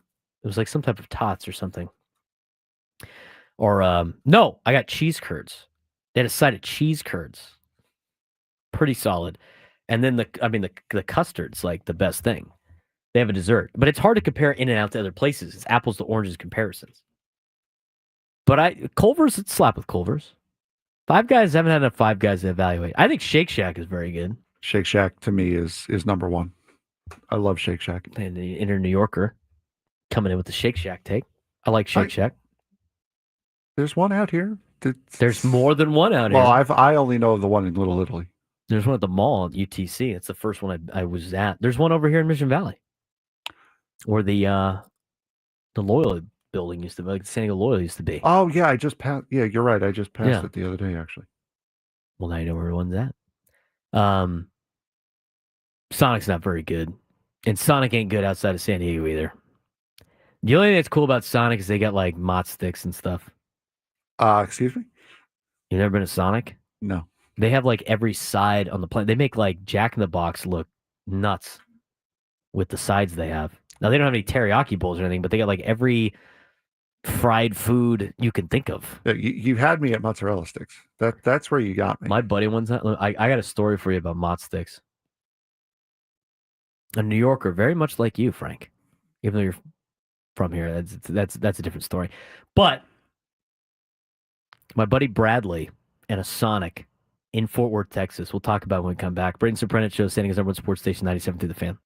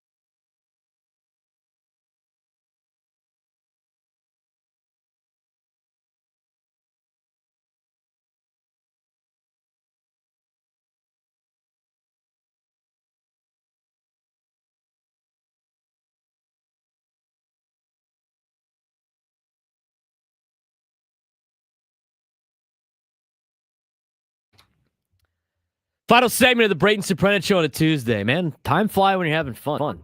Tell you that. We're gonna get to some more of your phone calls. We had the conversation before. What was his name? Jayden Reed. In and out mid, bruh. That's what he said. In and out is mid, bruh.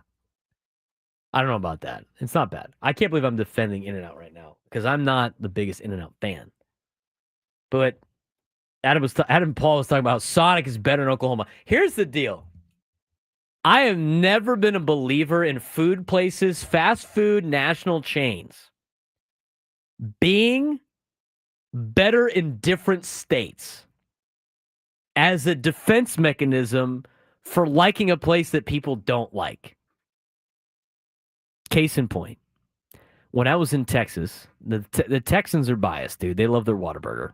I like Whataburger. I like In-N-Out. I like them both. They're apples and oranges comparisons. You can't compare the two because they're not the same thing. One is a greasy fast food place. The other one is fresh. But when I was in Texas, and TCU's got a lot of Californians that go to that school, a lot, they would always convince the Texans to go to them to In-N-Out because they had In-N-Out in Fort Worth, and they got in the Dallas area because they built a distribution center out there. And every time, this is what happened every single time. The Texans, being biased about Whataburger, would never admit that In-N-Out was the greatest thing that they've ever had. Because the Californians would set it up as the greatest thing that has ever been invented by man. The In-N-Out burger, the double-double. And so the Texans would be like, it's mid. And the Californians would be like, well, it's not as good. I admit, it's not as good out here as it is in California. That is, as the kids say, cap. That is cap. It tastes the same. I went to In-N-Out in Texas. It tastes the exact same. It's called Cope. Yes. I've gone to Sonics in Texas. I've gone to Sonics in Oklahoma. It tastes the same. It's the same place. There's no special magic in Oklahoma. It's the same. But that being said, since Frank, you've never been to Sonic? I know you're working on stuff, but I'm just making it hard for you. I've never been to Sonic, not because I know where one is. It's right There's one over in here. National City. There's one right here. I don't live up here. Well, you're up here for work every day. I'm just saying there's one right here. I've never been to. I've had their tater tots though. They sell those in bags at the grocery store. They're not bad. Take them. You cannot talk about a fast food place's food that you get in a frozen bag at the grocery store. Comes in a frozen bag when it goes there, does it not? I'm just saying. It's that'd be saying it's. I guess that being said, if you took the White Castle frozen cheeseburgers at Vaughn's, have you ever had White Castle? It tastes the exact same as the frozen cheeseburgers that you get at Vaughn's. I've had more White Castle than I care to admit. I had White Castle in Nashville one time. It was all right. You probably did not get the best thing on the White Castle menu. Here we go. I mean, you sound like a Whataburger apologist that I am. What is the best thing on the White Castle menu? The mozzarella sticks. Oh, that's right. Okay, yes, that's right. So the mozz sticks, which led to the conversation of the break. I told you that Sonic had mozzarella sticks. That blew your mind. I didn't know that. It's not that it blew my mind. It's just I didn't know. Do all Italians from that have any type of significant connection to New York love mozzarella sticks? Is that a rite of passage? No, I'm just fat. My buddy Bradley loves mozz sticks too. I like mozz sticks. We went to Sonic one time in Fort Worth, and I forgot they were doing some deal. When you're in college, right? You have all the deals for the local. Bring your frog card, you'll get X amount off, or they have the coupons everywhere, and you're trying to save $1 all over the place when you're in college. So we went to Sonic for dinner one of the nights, and I got a cheeseburger and fry. I mean, most of their stuff is good on their sides. He ordered. You're gonna flip, dude. This is all he got. He got, and I can't believe they sold it in this many. He bought, I kid you not, 48 mozzarella sticks. That's what his dinner was. He loves mozzarella sticks. 48 mozzarella sticks. And I bet you he would have bit your hand off if you tried to get one of them. 48 mozzarella sticks. That's more than like a ball of fresh mozzarella. My man. That's like 2. My man. How do you have enough dipping sauce for the mozz sticks? You don't need it. Especially out here, you don't need it because he got it at a Sonic, dude. It's not like he got it at a restaurant. What do you mean you don't need the dipping sauce? You don't need it. Especially if the sauce is cold, no, don't use it. Oh, so you like marinara sauce to dip it in? Yeah, the warm marinara sauce. Yes. No cold sauce for the mozz sticks. Absolutely not. I mean, I can dip anything in ranch, but especially if you're getting it from a place for the first time, you need to go with nothing on it. You need to taste it first. I don't disagree before with that. You put stuff on it. I don't disagree with that. You want to try what it is first before you start messing with it. Exactly. This is the way it's supposed to come. Have it this way. And then you can add later. But yeah, I could dip anything in ranch. Cold, especially cold marinara sauce is that's disgusting. I don't know why you'd ever do that. Never, ever. If you give me a plate of mozzarella sticks and it comes with cold marinara sauce, first of all, the marinara sauce ain't gonna be very good to begin with because it's not homemade. Cold marinara sauce for the mozz sticks? No. He ordered 48 mozzarella sticks. My man. Unbelievable. I'd have been right there with him had I not had the surgery. I'd have been right there with him. Could you outdo the 48 mozz sticks? How many mozzarella sticks probably do you think you could down? I'm not talking like the normal mozz stick. Let's say now it's about 6, and that's even pushing it. In your prime. In your mozzarella stick eating prime. How many mozz sticks do you think you could take 48 down? Probably may not have been too far off. I probably would have passed it a little bit. 50? Probably. 50 mozz sticks? Probably could have. Guy's sweating Italian over there. 50 mozz sticks. Probably could have. Don't tempt me with a good time. Exactly. 833-288-0973. 833-288-0973. Dexter in Spring Valley's got an In-N-Out NASCAR take for us. What's going on, Dexter? Hey, guys. Okay, so I agree. In-N-Out, best fast food burger, especially with the double-double.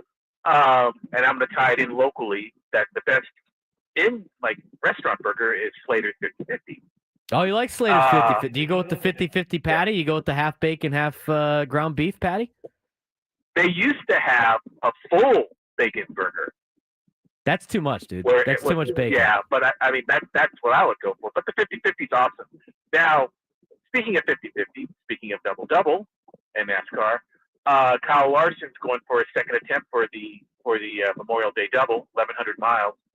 The Indy 500 and the World, well, they used to call it the World 600. I think it's called the Coca-Cola 600 now. In the late afternoon, early evening. So what I think this is like amazing because he's a California guy like us. Granted, he's from NorCal, Elk Grove, but he's still Californian. And of course, California is also the home, San Diego, El Cajon specifically, of one of the greatest NASCAR drivers of all time, Hall of Famer Jimmy Johnson. And Kyle Larson, which people don't play up. Everybody, when they talk about like people of color in NASCAR, they immediately go to Bubba Wallace. But Kyle Larson's the first person of color to win the championship, being Asian American, specifically Japanese like me. And so people always overlook that because everybody's focused on Bubba Wallace. And last time I checked, we Asians are also people of color. But the best part of all of this is he's trying to do the auto racing double for the second year in a row. I don't know of many drivers who've ever done that. I've heard of many drivers like take a year or two off, but I've never heard of anybody trying it 2 years in a row. That to me is like, what? Regardless of who they are, that's crazy. Because I don't even think the King ever tried to do that. Richard Petty. That is pretty impressive. What do we got on that, Frank? I know I know guys like Tony Stewart have done the double. I don't think anyone's done it. I think he's right. I don't think anyone's done it back to back in 2 consecutive years. But there have been guys that have done it, but I don't know of anyone who's tried to do it back to back. It'd be a pretty remarkable feat. And that is our NASCAR segment for the day. By the way, while we were getting that NASCAR update, I turned out to be right. Celtics star Jason Tatum underwent surgery today to repair a torn right Achilles. He's out for the year. Yep. Which means Knicks are going to be in the conference finals. And unless they do something very catastrophically bad. And we get another Reggie Miller moment. She'd like Reggie Mill, dog. Rockies to me remains the top San Diego burger. Ben on one wheel. I can't really argue with you on that. I'm pretty much in on the Rockies. I have yet to have better. I would love to try better. Give me some Rex. I'd love to break it down. Usually some lunchtime hour stuff. Had to get that in a little bit late today. I had a blast talking with you guys today. We will be back tomorrow, 12:15 tomorrow. You're going to want to be there. I will blow your mind. Braden Surprenant Show, San Diego's #1 sports station, 97.3 The Fan. Gwen and Chris coming up next. Go Padres.